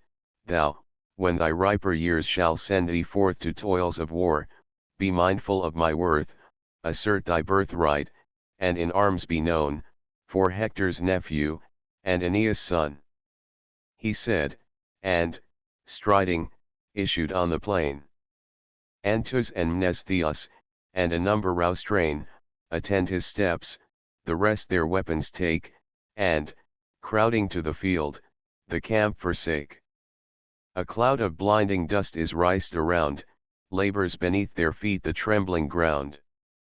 Now Turnus, posted on a hill, from far beheld the progress of the moving war, with him the Latins viewed the covered plains, and the chill blood ran backward in their veins. Turnus saw advancing troops appear, and heard the hostile sound, and fled for fear. Aeneas leads, and draws a sweeping train, clossed in their ranks, and pouring on the plain. As when a whirlwind, rushing to the shore from the mid-ocean, drives the waves before, the painful hind with heavy heart foresees the flat fields, and slaughter of the trees, with like impetuous rage the prince appears before his doubled front, nor less destruction bears. And now both armies shock in open field, Osiris is by strong Thymbrius killed. Archeteus, Euphons, Ipulon, are slain, all famed in arms, and of the Latian train, by Gyas, Mnestheus, and Achates' hand. The fatal augur falls, by whose command the truce was broken, and whose lance, embrued with Trojan blood, th unhappy fight renewed. Loud shouts and clamours rend the liquid sky, and o'er the field the fright Latins fly. The prince disdains the dastards to pursue, nor moves to meet in arms the fighting few. Turnus alone, amid the dusky plain, he seeks, and to the combat calls in vain. Juturna heard, and, seized with mortal fear, forked from the beam her brother's charioteer, assumes his shape, his armor, and his mien, and, like Mediscus, in his seat is seen. As the black swallow near the palace plies, o'er empty courts, and under arches, flies, now hawks aloft, now schemes along the flood, to furnish her loquacious nest with food, so drives the rapid goddess o'er the plains, the smoking horses run with loosened reins. She steers a various course among the foes, now here, now there, her conquering brother shows, now with a straight, now with a wheeling flight, she turns, and bends, but shuns the single fight. Aeneas, furred with fury, breaks the crowd, and seeks his foe, and calls by name aloud. He runs within a narrower ring, and tries to stop the chariot, but the chariot flies. If he but gain a glimpse, Juturna fears, and far away the Daunian hero bears. What should he do? Nor arts nor arms avail, and various cares in vain his mind assail. The great Messapus, thundering through the field, in his left hand 2 pointed javelins held, encountering on the prince, one dart he drew, and with unerring aim and utmost vigor threw. Aeneas saw it come, and, stooping low beneath his buckler, shunned the threatening blow. The weapon hissed above his head, and tore the waving plume which on his helm he wore.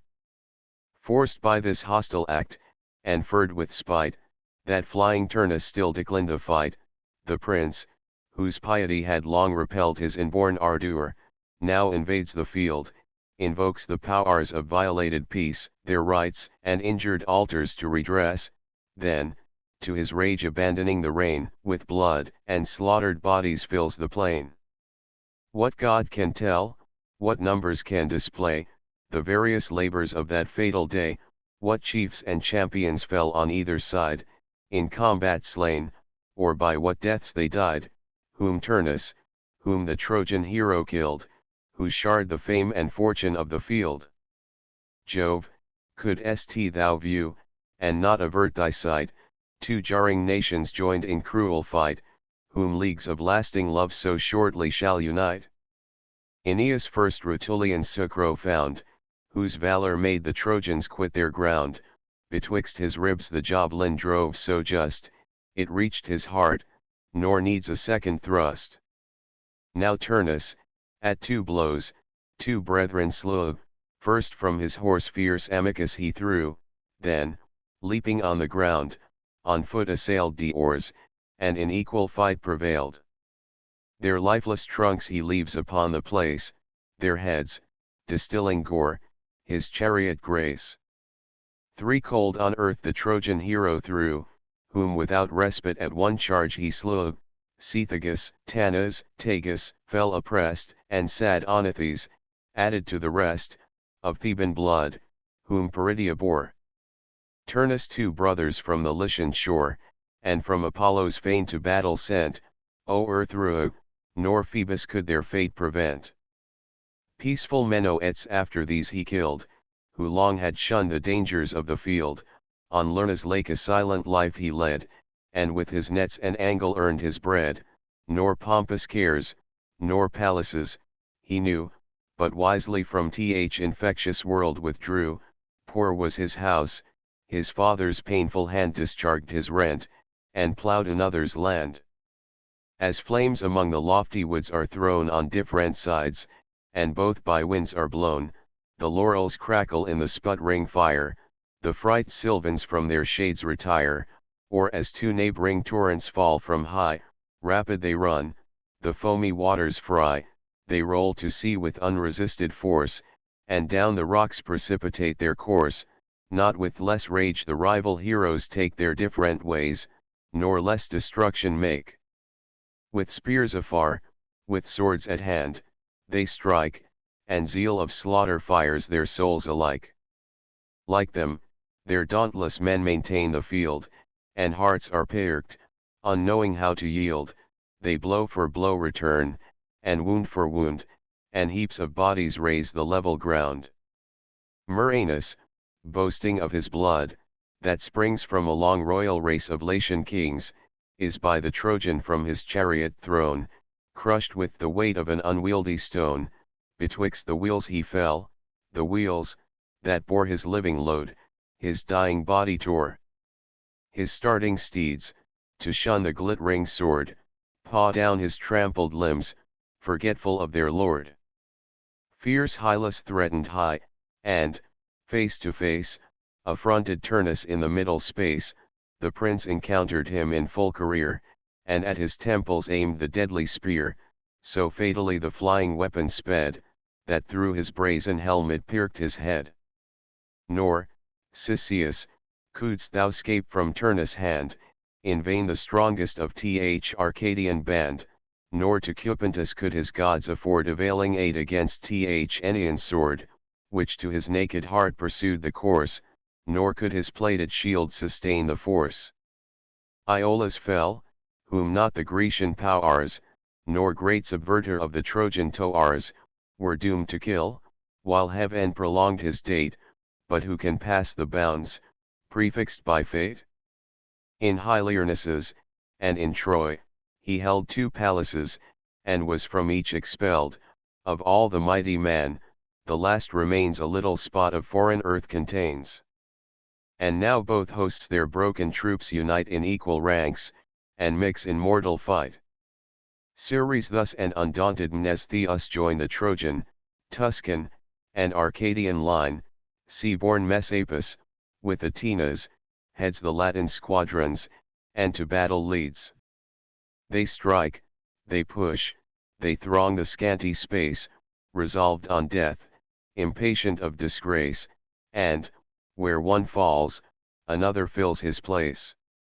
The Cyprian goddess now inspires her son to leave th unfinished fight, and storm the town, for, while he rolls his eyes around the plain in quest of Turnus, whom he seeks in vain, he views th unguarded city from afar, in careless quiet, and secure of war. Occasion offers, and excites his mind to dare beyond the task he first designed. Resolved, he calls his chiefs, they leave the fight, attended thus, he takes a neighboring height, the crowding troops about their general stand, all under arms, and wait his high command. Then thus the lofty prince, hear and obey, ye Trojan bands, without the least delay Jove is with us, and what I have decreed requires our utmost vigor, and our speed. Your instant arms against the town prepare, the source of mischief, and the seat of war. This day the Latian towers, that mate the sky, shall level with the plain in ashes lie, the people shall be slaves, unless in time they kneel for pardon, and repent their crime. Twice have our foes been vanquished on the plain, then shall I wait till Turnus will be slain? Your force against the perjured city bend. There it began, and there the war shall end. The peace profaned our rightful arms requires, cleanse the polluted place with purging fires. He finished, and, one soul inspiring all, formed in a wedge, the foot approached the wall. Without the town, an unprovided train of gazing citizens are slain. Some firebrands, others scaling ladders bear, and those they toss aloft, and these they rear, the flames now launched, the feathered arrows fly, and clouds of missive arms obscure the sky. Advancing to the front, the hero stands, and, stretching out to heaven his pious hands, attests the gods, asserts his innocence, upbraids with breach of faith Ausonian prince, declares the royal honor doubly stained, and twice the rights of holy peace profaned. Dissenting clamours in the town arise, each will be heard, and all at once advise. One part for peace, and one for war contends, some would exclude their foes, and some admit their friends. The helpless king is hurried in the throng, and, whate'er tide prevails, is borne along. Thus, when the swain, within a hollow rock, invades the bees with suffocating smoke, they run around, or labor on their wings, desist to flight, and shoot their sleepy stings, to shun the bitter fumes in vain they try, black vapours, issuing from the vent, involve the sky. But fate and envious fortune now prepare to plunge the Latins in the last despair. The queen, who saw the foes invade the town, and brands on tops of burning houses thrown, cast round her eyes, distracted with her fear no troops of Turnus in the field appear. Once more she stares abroad, but still in vain, and then concludes the royal youth is slain. Mad with her anguish, impotent to bear the mighty grief, she loathes the vital air. She calls herself the cause of all this ill, and owns the dire effects of her ungoverned will. She raves against the gods, she beats her breast, she tears with both her hands her purple vest, then round a beam a running noose she tied, and, fastened by the neck, obscenely died. Soon as the fatal news by fame was blown, and to her dames and to her daughter known, the sad Lavinia rends her yellow hair and rosy cheeks, the rest her sorrow share, with shrieks the palace rings, and madness of despair. The spreading rumor fills the public place, confusion, fear, distraction, and disgrace, and silent shame, are seen in every face. Latinus tears his garments as he goes, both for his public and his private woes, with filth his venerable beard besmears, and sordid dust deforms his silver hairs. And much he blames the softness of his mind, obnoxious to the charms of womankind, and soon seduct to change what he so well designed, to break the solemn league so long desired, nor finish what his fates, and those of Troy, required. Now Turnus rolls aloof o'er empty plains, and here and there some straggling foes he gleans. His flying coursers please him less and less, ashamed of easy fight and cheap success. Thus half contented, anxious in his mind, the distant cries come driving in the wind, shouts from the walls, but shouts in murmurs drowned, a jarring mixture, and a boding sound. Alas, said he, what mean these dismal cries? What doleful clamours from the town arise? Confused, he stops, and backward pulls the reins. She who the driver's office now sustains, replies, neglect, my lord, these new alarms, here fight, and urge the fortune of your arms, there want not others to defend the wall. If by your rival's hand Italians fall, so shall your fatal sword his friends oppress, in honor equal, equal in success. To this, the prince, O sister, for I knew the peace infringed proceeded first from you, I knew you, when you mingled first in fight, and now in vain you would deceive my sight. Why, goddess, this unprofitable care? Who sent you down from heaven, involved in air, your share of mortal sorrows to sustain, and see your brother bleeding on the plain? For to what power can Turnus have recourse, or how resist his fate's prevailing force? These eyes beheld Murranus bite the ground, mighty the man, and mighty was the wound. I heard my dearest friend, with dying breath, my name invoking to revenge his death. Brave Ufens fell with honor on the place, to shun the shameful sight of my disgrace. On earth supine, a manly corpse he lies, his vest and armor are the victor's prize. Then, shall I see Laurentum in a flame, which only wanted, to complete my shame? How will the Latins hoot their champion's flight? How Drances will insult and point them to the sight? Is death so hard to bear? Ye gods below, since those above so small compassion show, receive a soul unsullied yet with shame, which not belies my great forefather's name. He said, and while he spoke, with flying speed came sages urging on his foamy steed, fixed on his wounded face a shaft he bore, and, seeking Turnus, sent his voice before, Turnus, on you alone, depends our last relief, compassionate your friends. Like lightning, fierce Aeneas, rolling on, with arms invests, with flames invades the town, the brands are tossed on high, the winds conspire to drive along the deluge of the fire. All eyes are fixed on you, your foes rejoice, and the king staggers, and suspends his choice, doubts to deliver or defend the town, whom to reject, or whom to call his son. The queen, on whom your utmost hopes were plucked, herself suborning death, has breathed her last. 'Tis true, Messapus, fearless of his fate, with fierce Athena's aid, defends the gate, on every side surrounded by the foe, the more they kill, the greater numbers grow, an iron harvest mounts, and still remains to mow.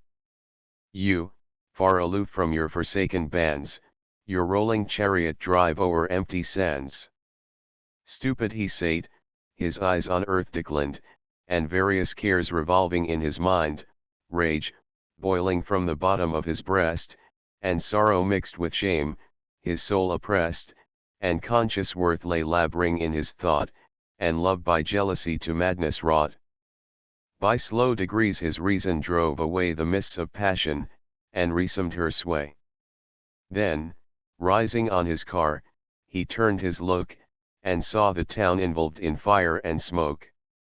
A wooden tower with flames already blazed, which his own hands on beams and rafters rised, and bridges laid above to join the space, and wheels below to roll from place to place. Sister, the fates have vanquished, let us go the way which heaven and my hard fortune show. The fight is fixed, nor shall the branded name of a base coward blot your brother's fame. Death is my choice, but suffer me to try my force, and vent my rage before I die. He said, and, leaping down without delay, through crowds of scattered foes he freed his way. Striding he passed, impetuous as the wind, and left the grieving goddess far behind.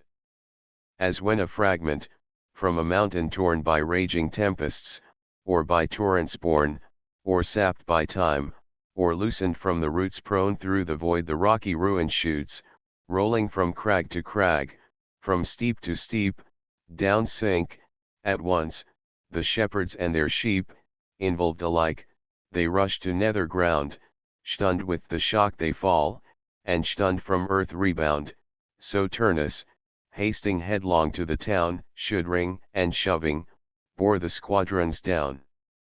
Still pressing onward, to the walls he drew, where shafts, and spears, and darts promiscuous flew, and sanguine streams the slippery ground embrew. First stretching out his arm, in sign of peace, he cries aloud, to make the combat cease, Rutulians, hold, and Latin troops, retire. The fight is mine, and me the gods require. 'Tis just that I should vindicate alone the broken truce, or for the breach atone. This day shall free from war's Ausonian state, or finish my misfortunes in my fate. Both armies from their bloody work desist, and, bearing backward, form a spacious list.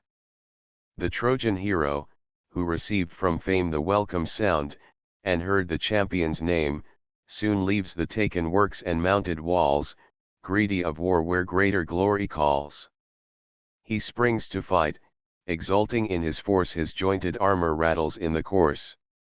Like Eryx, or like Athos, great he shows, o'er Father Apennine, when, white with snows, his head divine obscure in clouds he hides, and shakes the sounding forest on his sides.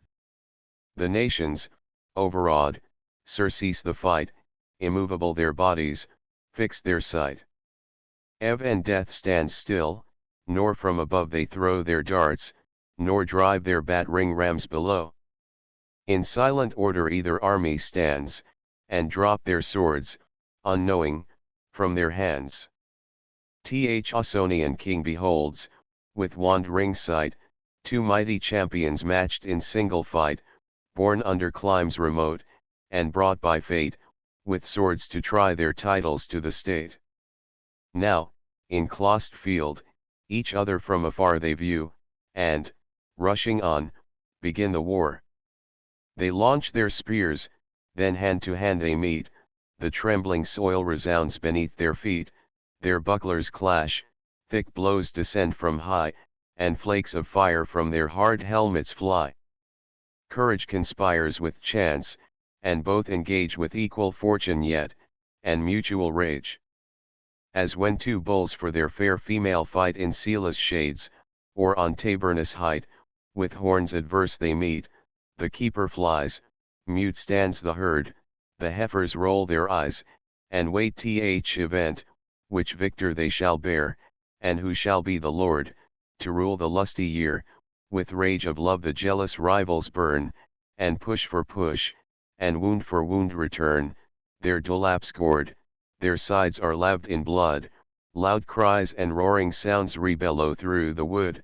Such was the combat in the listed ground, so clash their swords, and so their shields resound. Jove sets the beam, in either scale he lays the champion's fate, and each exactly weighs. On this side, life, and lucky chance ascends, loaded with death, that other scale descends. Riced on the stretch, young Turnus aims a blow full on the helm of his unguarded foe, shrill shouts and clamours ring on either side, as hopes and fears their panting hearts divide. But all in pieces flies the traitor's sword, and, in the middle stroke, deserts his lord. Now is but death, or flight, disarmed he flies, when in his hand an unknown hilt he spies. Fame says that Turnus, when his steeds he joined, hurrying to war, disordered in his mind, snatched the first weapon which his haste could find. 'Twas not the fated sword his father bore, but that his charioteer Mediscus wore. This, while the Trojans fled, the toughness held, but, vain against the great Vulcanian shield, the mortal tempered steel deceived his hand, the shivered fragments shone amid the sand. Surpriest with fear, he fled along the field, and now forthright, and now in orbits wheeled, for here the Trojan troops the lists surround, and there the pass is clost with pools and marshy ground. Aeneas hastens, though with heavier pace his wound, so newly knit, retards the chase, and oft his trembling knees their aid refuse yet, pressing foot by foot, his foe pursues. Thus, when a fearful stag is clossed around with crimson toils, or in a river found, high on the bank the deep-mouthed hound appears, still opening, following still, where'er he steers, the persecuted creature, to and fro, turns here and there, to 'scape his Umbrian foe. Steep is th ascent, and, if he gains the land, the purple death is pitched along the strand. His eager foe, determined to the chase, stretched at his length, gains ground at every pace, now to his beamy head he makes his way, and now he holds, or thinks he holds, his prey. Just at the pinch, the stag springs out with fear, he bites the wind, and fills his sounding jaws with air. The rocks, the lakes, the meadows ring with cries, the mortal tumult mounts, and thunders in the skies. Thus flies the Daunian prince, and, flying, blames his tardy troops, and, calling by their names, demands his trusty sword. The Trojan threats the realm with ruin, and their ancient seats to lay in ashes. if they dare supply with arms or aid his vanquished enemy, thus menacing, he still pursues the course, with vigor, though diminished of his force. 10 times already round the listed place one chief had fled, and t'other given the chase. No trivial prize is played, for on the life or death of Turnus now depends the strife. Within the space, an olive tree had stood, a sacred shade, a venerable wood, for vows to Faunus paid, the Latins' guardian god. Here hung the vests, and tablets were engraved, of sinking mariners from shipwreck saved. With heedless hands the Trojans felled the tree, to make the ground enclosed for combat free. Deep in the root, whether by fate, or chance, or erring haste, the Trojan drove his lance, then stooped, and tugged with force immense, to free th encumbered spear from the tenacious tree, that, whom his fainting limbs pursued in vain, his flying weapon might from far attain. Confessed with fear, bereft of human aid, then Turnus to the gods, and first to Faunus prayed, O Faunus, pity, and thou Mother Earth, where I thy foster son received my birth, hold fast the steel. If my religious hand your plant has honored, which your foes profaned, propitious hear my pious prayer. He said, nor with successless vows invoked their aid. Th incumbent hero wrenched, and pulled, and strained, but still the stubborn earth the steel detained. Juturna took her time, and, while in vain he strove, assumed Miticus' form again, and, in that imitated shape, restored to the despairing prince his Daunian sword. The queen of love, who, with disdain and grief, saw the bold nymph afford this prompt relief, to assert her offspring with a greater deed, from the tough root the lingering weapon freed. Once more erect, the rival chiefs advance, one trusts the sword, and one the pointed lance, and both resolved alike to try their fatal chance. Meantime imperial Jove to Juno spoke, who from a shining cloud beheld the shock, what new arrest, O Queen of Heaven, is sent to stop the fates now laboring in th event? What farther hopes are left thee to pursue? Divine Aeneas, and thou knowest it too, foredoomed, to these celestial seats are due. What more attempts for Turnus can be made, that thus thou lingerest in this lonely shade? Is it becoming of the due respect and awful honor of a god elect, a wound unworthy of our state to feel, patient of human hands and earthly steel? Or seems it just, the sister should restore a second sword, when one was lost before, and arm a conquered wretch against his conqueror? For what, without thy knowledge and avow, nay more, thy dictate, durst Juturna do? At last, in deference to my love, forbear to lodge within thy soul this anxious care, reclined upon my breast, thy grief unload, who should relieve the goddess, but the god? Now all things to their utmost issue tend, pushed by the fates to their appointed end. While leave was given thee, and a lawful hour for vengeance, wrath, and unresisted power, tossed on the seas, thou couldst thy foes distress, and, drive and ashore, with hostile arms oppress, deform the royal house, and, from the side of the just bridegroom, tear the plighted bride. Now cease at my command. The Thunderer said, and, with dejected eyes, this answer Juno made, because your dread decree too well I knew, from Turnus and from earth unwilling I withdrew. Else should you not behold me here, alone, involved in empty clouds, my friends bemoan, but, girt with vengeful flames, in open sight engaged against my foes in mortal fight. 'Tis true, Juturna mingled in the strife by my command, to save her brother's life, at least to try, but, by the Stygian lake, the most religious oath the gods can take, with this restriction, not to bend the bow, or toss the spear, or trembling dart to throw.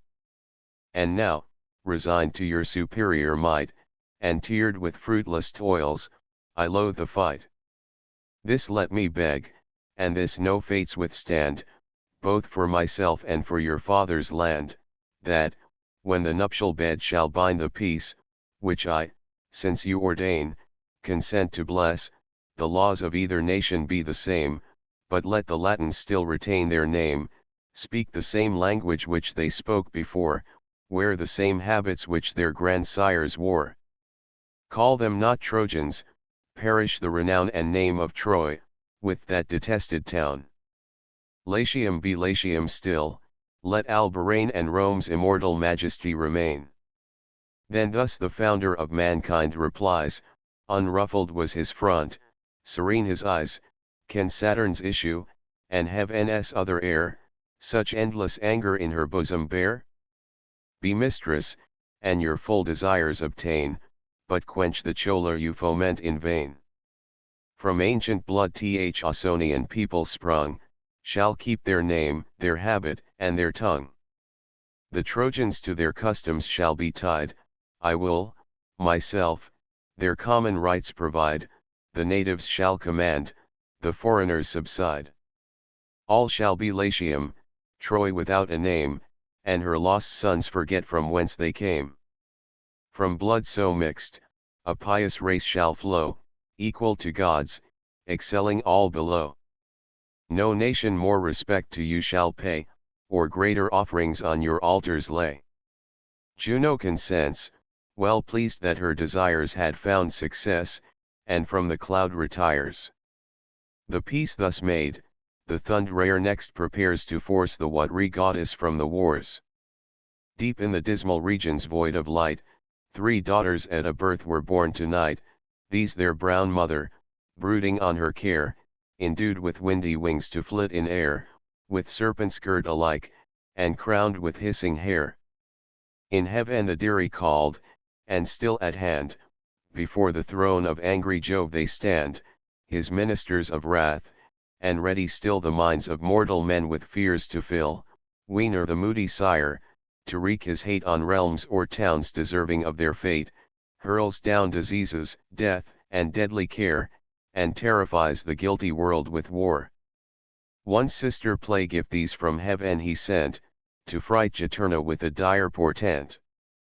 The pest comes whirling down, by far more slow springs the swift arrow from the Parthian bow, or Sidon yew, when, traversing the skies, and drenched in poisonous juice, the sure destruction flies.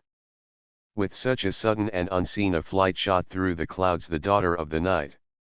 Soon as the field enclosed she had in view, and from afar her destined quarry knew, contracted, to the boding bird she turns, which haunts the ruined piles and hallowed urns, and beats about the tombs with nightly wings, where songs obscene on sepulchres she sings. Thus lessened in her form, with frightful cries the fury round unhappy Turnus flies, flaps on his shield, and flutters o'er his eyes. A lazy chillness crept along his blood, chalked was his voice, his hair with horror stood. Juturna from afar beheld her fly, and knew ill omen, by her screaming cry and stridor of her wings. Amazed with fear, her beauteous breast she beat, and rent her flowing hair. Ah me, she cries, in this unequal strife what can thy sister more to save thy life? Weak as I am, can I, alas, contend in arms with that inexorable fiend? Now, I quit the field. Forbear to fright my tender soul, ye baleful birds of night, the lashing of your wings I know too well, the sounding flight, and funeral screams of hell. These are the gifts you bring from haughty Jove, the worthy recompense of ravished love. Did he for this exempt my life from fate? O hard conditions of immortal state, though born to death, not privileged to die, but forked to bear imposed eternity. Take back your envious bribes, and let me go companion to my brother's ghost below.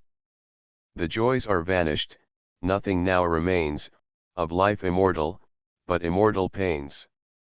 What earth will open her devouring womb, to rest a weary goddess in the tomb? She drew a length of sighs, nor more she said, but in her azure mantle wrapped her head, then plunged into her stream, with deep despair, and her last sobs came bubbling up in air. Now stern Aeneas waves his weighty spear against his foe, and thus upbraids his fear: what farther subterfuge can Turnus find? What empty hopes are harbored in his mind? 'Tis not thy swiftness can secure thy flight, not with their feet, but hands, the valiant fight. Vary thy shape in thousand forms, and dare what skill and courage can attempt in war, wish for the wings of winds, to mount the sky, or hid, within the hollow earth to lie. The champion shook his head, and made this short reply: no threats of thine my manly mind can move, 'tis hostile heaven I dread, and partial Jove.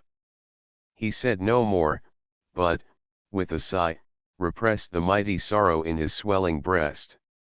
Then, as he rolled his troubled eyes around, an antique stone he saw, the common bound of neighboring fields, and barrier of the ground, so vast, that 12 strong men of modern days enormous weight from earth could hardly raise. He heaved it at a lift, and, poised on high, ran staggering on against his enemy, but so disordered, that he scarcely knew his way, or what unwieldy weight he threw.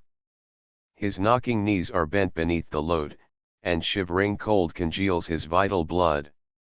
The stone drops from his arms, and, falling short for want of vigor, mocks his vain effort. And as, when heavy sleep has clossed the sight, the sickly fancy labors in the night, we seem to run, and, destitute of force, our sinking limbs forsake us in the course, in vain we heave for breath, in vain we cry, the nerves, unbracked, their usual strength deny, and on the tongue the faltering accents die. So Turnus fared, whatever means he tried, all force of arms and points of art employed, the fury flew athwart, and made endeavor void. 1,000 various thoughts his soul confound, he starred about, nor aid nor issue found, his own men stop the pass, and his own walls surround. Once more he pauses, and looks out again, and seeks the goddess charioteer in vain. Trembling he views the thundering chief advance, and brandishing aloft the deadly lance, amazed he cowers beneath his conquering foe, forgets to ward, and waits the coming blow. Astonished while he stands, and fixed with fear, aimed at his shield he sees impending spear. The hero measured first, with narrow view, the destined mark, and, rising as he threw, with its full swing the fatal weapon flew. Not with less rage the rattling thunder falls, or stones from battering engines break the walls, swift as a whirlwind, from an arm so strong, the lance drove on, and bore the death along. Naught could his sevenfold shield the prince avail, nor aught, beneath his arms, the coat of mail, it pierced through all, and with a grisly wound transfixed his thigh, and doubled him to ground. With groans the Latins rend the vaulted sky, woods, hills, and valleys, to the voice reply. Now low on earth the lofty chief is laid, with eyes cast upward, and with arms displayed, and, recreant, thus to the proud victor prayed: I know my death deserved, nor hope to live, use what the gods and thy good fortune give. Yet think, oh think, if mercy may be shown, thou hadst a father once, and hast a son. Pity my sire, now sinking to the grave, and for Anchises' sake old Daunus save. Or, if thy vowed revenge pursue my death, give to my friends my body void of breath. The Latian chiefs have seen me beg my life, thine is the conquest, thine the royal wife, against a yielded man, 'tis mean ignoble strife. In deep suspense the Trojan seemed to stand, and, just prepared to strike, repressed his hand. He rolled his eyes, and every moment felt his manly soul with more compassion melt, when, casting down a casual glance, he spied the golden belt that glittered on his side, the fatal spoils which haughty Turnus tore from dying Pallas, and in triumph wore. Then, roused anew to wrath, he loudly cries, Flames, while he spoke, came flashing from his eyes. Traitor, dost thou to grace pretend, clad, as thou art, in trophies of my friend? To his sad soul a grateful offering go. 'Tis Pallas gives this deadly blow. He raised his arm aloft, and, at the word, deep in his bosom drove the shining sword. The streaming blood distained his arms around, and the disdainful soul came rushing through the wound. End of the Project Gutenberg ebook. The Aeneid updated editions will replace the previous one. The old editions will be renamed. Creating the works from print editions not protected by U.S. copyright law means that no one owns a United States copyright in these works, so the Foundation, and you, can copy and distribute it in the United States without permission and without paying copyright royalties. Special rules, set forth in the general terms of use part of this license, apply to copying and distributing Project Gutenberg trademark electronic works to protect the Project Gutenberg trademark concept and trademark.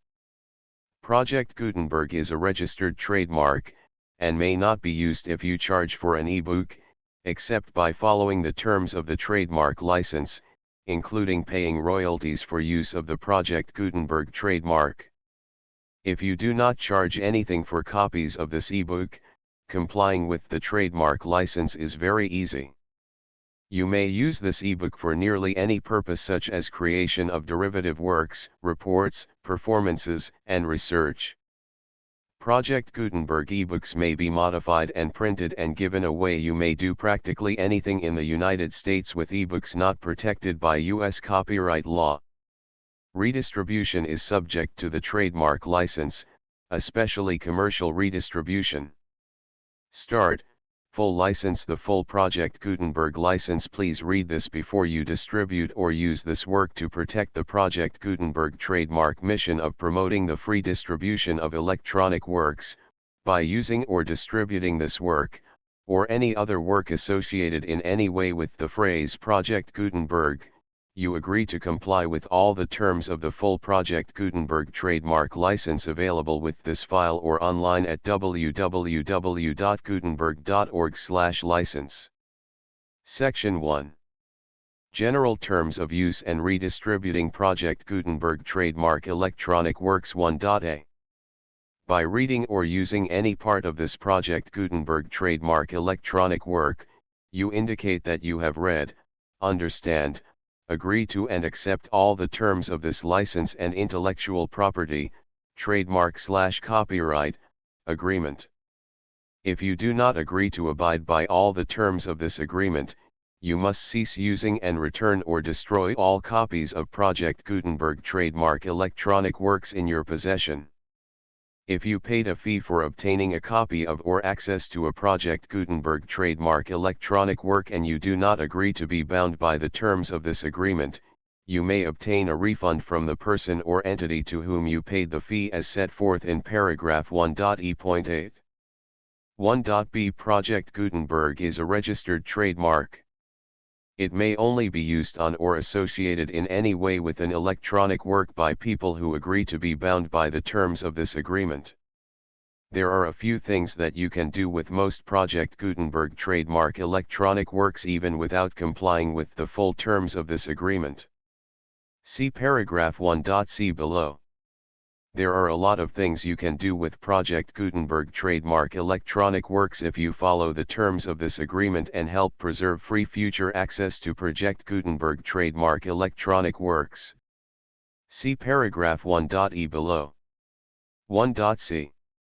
The Project Gutenberg Literary Archive Foundation, the Foundation or PGLOF, owns a compilation copyright in the collection of Project Gutenberg trademark electronic works.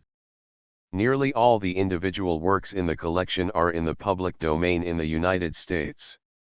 If an individual work is unprotected by copyright law in the United States and you are located in the United States, we do not claim a right to prevent you from copying, distributing, performing, displaying, or creating derivative works based on the work as long as all references to Project Gutenberg are removed.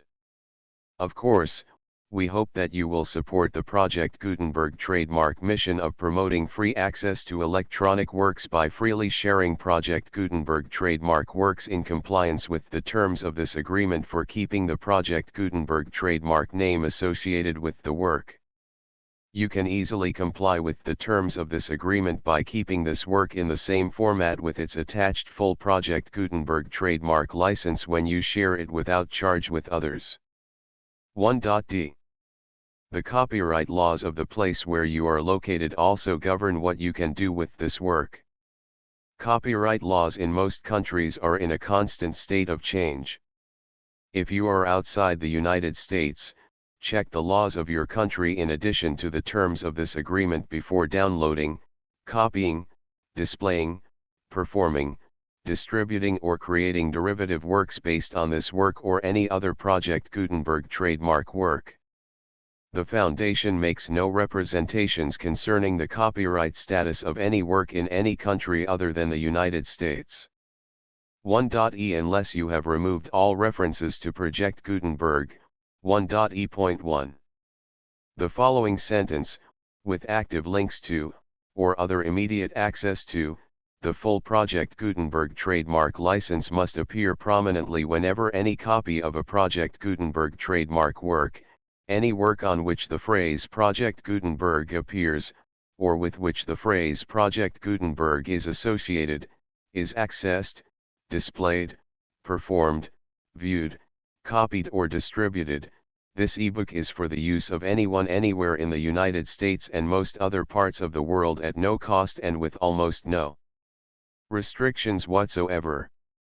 You may copy it, give it away or reuse it under the terms of the Project Gutenberg license included with this ebook or online at www.gutenberg.org. If you are not located in the United States, you will have to check the laws of the country where you are located before using this ebook. 1.e.2. If an individual Project Gutenberg trademark electronic work is derived from texts not protected by U.S. copyright law, does not contain a notice indicating that it is posted with permission of the copyright holder, the work can be copied and distributed to anyone in the United States without paying any fees or charges. If you are redistributing or providing access to a work with the phrase Project Gutenberg associated with or appearing on the work, you must comply either with the requirements of paragraphs 1.e.1 through 1.e.7 or obtain permission for the use of the work and the Project Gutenberg trademark as set forth in paragraphs 1.e.8 or 1.e.9. 1.e.3. If an individual Project Gutenberg trademark electronic work is posted with the permission of the copyright holder, your use and distribution must comply with both paragraphs 1.e.1 through 1.e.7 and any additional terms imposed by the copyright holder. Additional terms will be linked to the Project Gutenberg trademark license for all works posted with the permission of the copyright holder found at the beginning of this work. 1.e.4. Do not unlink or detach or remove the full Project Gutenberg trademark license terms from this work, or any files containing a part of this work or any other work associated with Project Gutenberg trademark. 1.e.5. Do not copy, display, perform, distribute or redistribute this electronic work, or any part of this electronic work, without prominently displaying the sentence set forth in paragraph 1.e.1 with active links or immediate access to the full terms of the Project Gutenberg trademark license. 1.e.6. You may convert to and distribute this work in any binary, compressed, marked up, non-proprietary or proprietary form, including any word processing or hypertext form. However, if you provide access to or distribute copies of a Project Gutenberg trademark work in a format other than plain vanilla ASCII or other format used in the official version posted on the official Project Gutenberg trademark website, www.gutenberg.org, you must, at no additional cost, fee, or expense to the user, provide a copy, a means of exporting a copy, or a means of obtaining a copy upon request, of the work in its original plain vanilla ASCII or other form. Any alternate format must include the full Project Gutenberg trademark license as specified in paragraph 1.e.1. 1.e.7. Do not charge a fee for access to, viewing, displaying, performing, copying or distributing any Project Gutenberg trademark works unless you comply with paragraph 1.e.8 or 1.e.9. 1.e.8. You may charge a reasonable fee for copies of or providing access to or distributing Project Gutenberg trademark electronic works provided that, you pay a royalty fee of 20% of the gross profits you derive from the use of Project Gutenberg trademark works calculated using the method you already use to calculate your applicable taxes. The fee is owed to the owner of the Project Gutenberg trademark, but he has agreed to donate royalties under this paragraph to the Project Gutenberg Literary Archive Foundation. Royalty payments must be paid within 60 days following each date on which you prepare, or are legally required to prepare, your periodic tax returns. Royalty payments should be clearly marked as such and sent to the Project Gutenberg Literary Archive Foundation at the address specified in Section 4. Information about donations to the Project Gutenberg Literary Archive Foundation. You provide a full refund of any money paid by a user who notifies you in writing, or by email, within 30 days of receipt that he does not agree to the terms of the full Project Gutenberg trademark license. You must require such a user to return or destroy all copies of the works possessed in a physical medium and discontinue all use of and all access to other copies of Project Gutenberg trademark works. You provide, in accordance with paragraph 1.f.3, a full refund of any money paid for a work or a replacement copy, if a defect in the electronic work is discovered and reported to you within 90 days of receipt of the work. You comply with all other terms of this agreement for free distribution of Project Gutenberg trademark works. 1.e.9.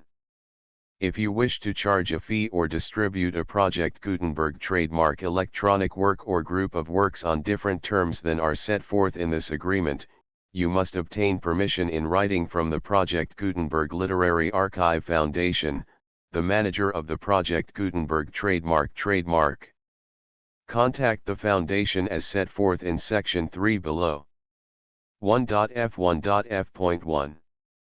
Project Gutenberg volunteers and employees expend considerable effort to identify, do copyright research on, transcribe and proofread works not protected by U.S. copyright law in creating the Project Gutenberg trademark collection. Despite these efforts, Project Gutenberg trademark electronic works, and the medium on which they may be stored, may contain defects, such as, but not limited to, incomplete, inaccurate or corrupt data, transcription errors, a copyright or other intellectual property infringement, a defective or damaged disk or other medium, a computer virus, or computer codes that damage or cannot be read by your equipment. 1.f.2. Limited warranty, disclaimer of damages, except for the right of replacement or refund described in paragraph 1.f.3, the Project Gutenberg Literary Archive Foundation, the owner of the Project Gutenberg trademark, and any other party distributing a Project Gutenberg trademark electronic work under this agreement, disclaim all liability to you for damages, costs, and expenses, including legal fees. You agree that you have no remedies for negligence, strict liability, breach of warranty or breach of contract except those provided in paragraph 1.f.3.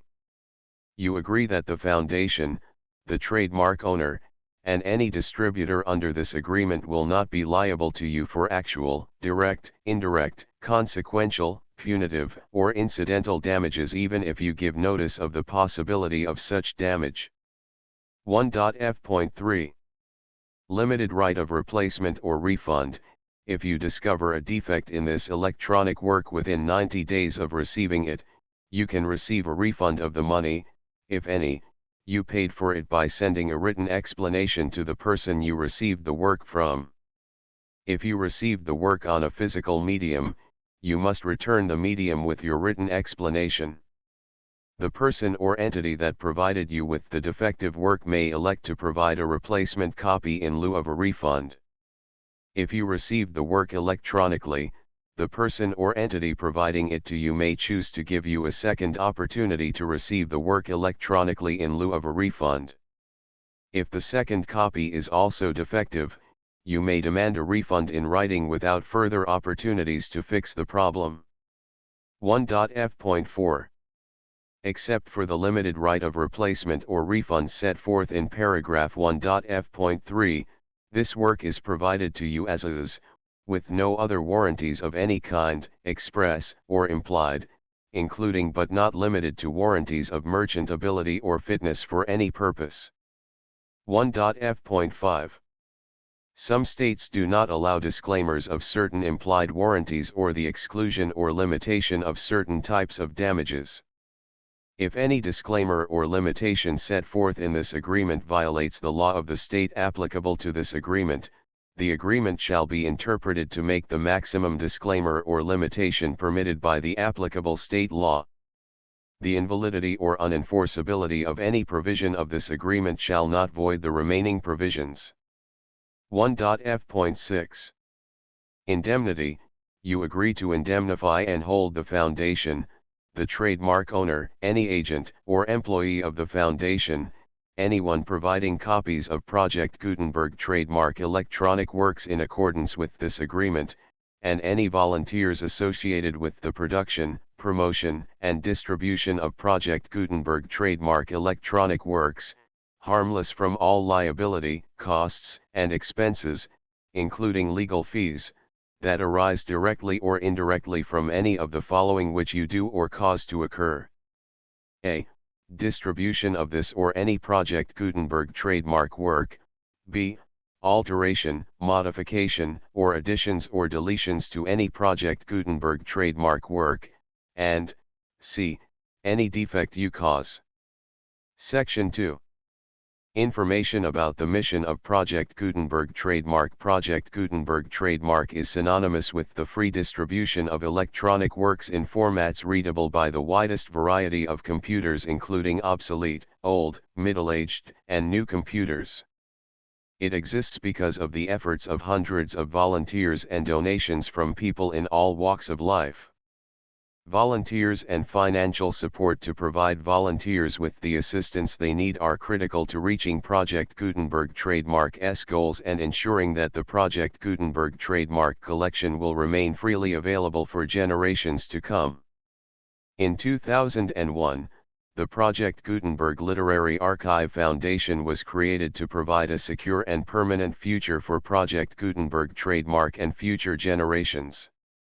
To learn more about the Project Gutenberg Literary Archive Foundation and how your efforts and donations can help, see sections 3 and 4 and the Foundation information page at www.gutenberg.org. Section 3. Information about the Project Gutenberg Literary Archive Foundation. The Project Gutenberg Literary Archive Foundation is a non-profit 501(c)(3) educational corporation organized under the laws of the state of Mississippi and granted tax-exempt status by the Internal Revenue Service.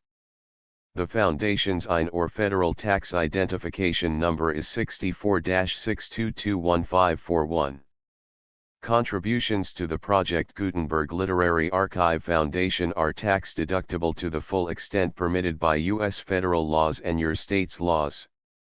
The Foundation's business office is located at 809 North 1500 West, Salt Lake City, Utah 841-16801-596-1887. Email contact links and up-to-date contact information can be found at the Foundation's website and official page at www.gutenberg.org/contact section 4.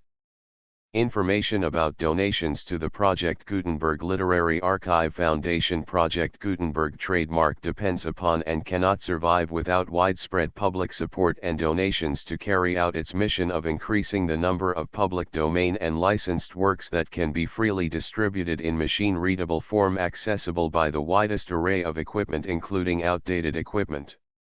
Many small donations, $1 to $5,000, are particularly important to maintaining tax-exempt status with the IRS.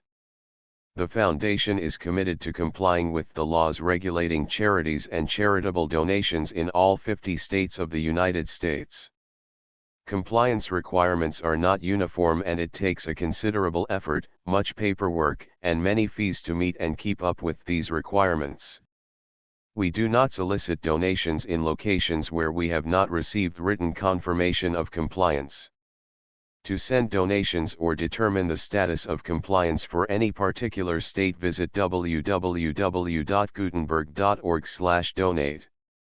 While we cannot and do not solicit contributions from states where we have not met the solicitation requirements, we know of no prohibition against accepting unsolicited donations from donors in such states who approach us with offers to donate. International donations are gratefully accepted, but we cannot make any statements concerning tax treatment of donations received from outside the United States. U.S. laws alone swamp our small staff. Please check the Project Gutenberg web pages for current donation methods and addresses. Donations are accepted in a number of other ways including checks, online payments, and credit card donations. To donate, please visit www.gutenberg.org/donate. Section 5. General information about Project Gutenberg trademark electronic works. Professor Michael S. Hart was the originator of the Project Gutenberg trademark concept of a library of electronic works that could be freely shared with anyone. For 40 years, he produced and distributed Project Gutenberg trademark ebooks with only a loose network of volunteer support. Project Gutenberg trademark ebooks are often created from several printed editions, all of which are confirmed as not protected by copyright in the U.S. unless a copyright notice is included. Thus, we do not necessarily keep ebooks in compliance with any particular paper edition. Most people start at our website, which has the main PG search facility, www.gutenberg.org. This website includes information about Project Gutenberg trademark, including how to make donations to the Project Gutenberg Literary Archive Foundation, how to help produce our new ebooks, and how to subscribe to our email newsletter to hear about new ebooks. The Aeneid, translated by John Dryden. Contents: Book I, Book 2, Book 3, Book 4, Book V, Book 6, Book 7, Book 8, Book 9, Book X, Book 11, Book 12. The full Project Gutenberg license.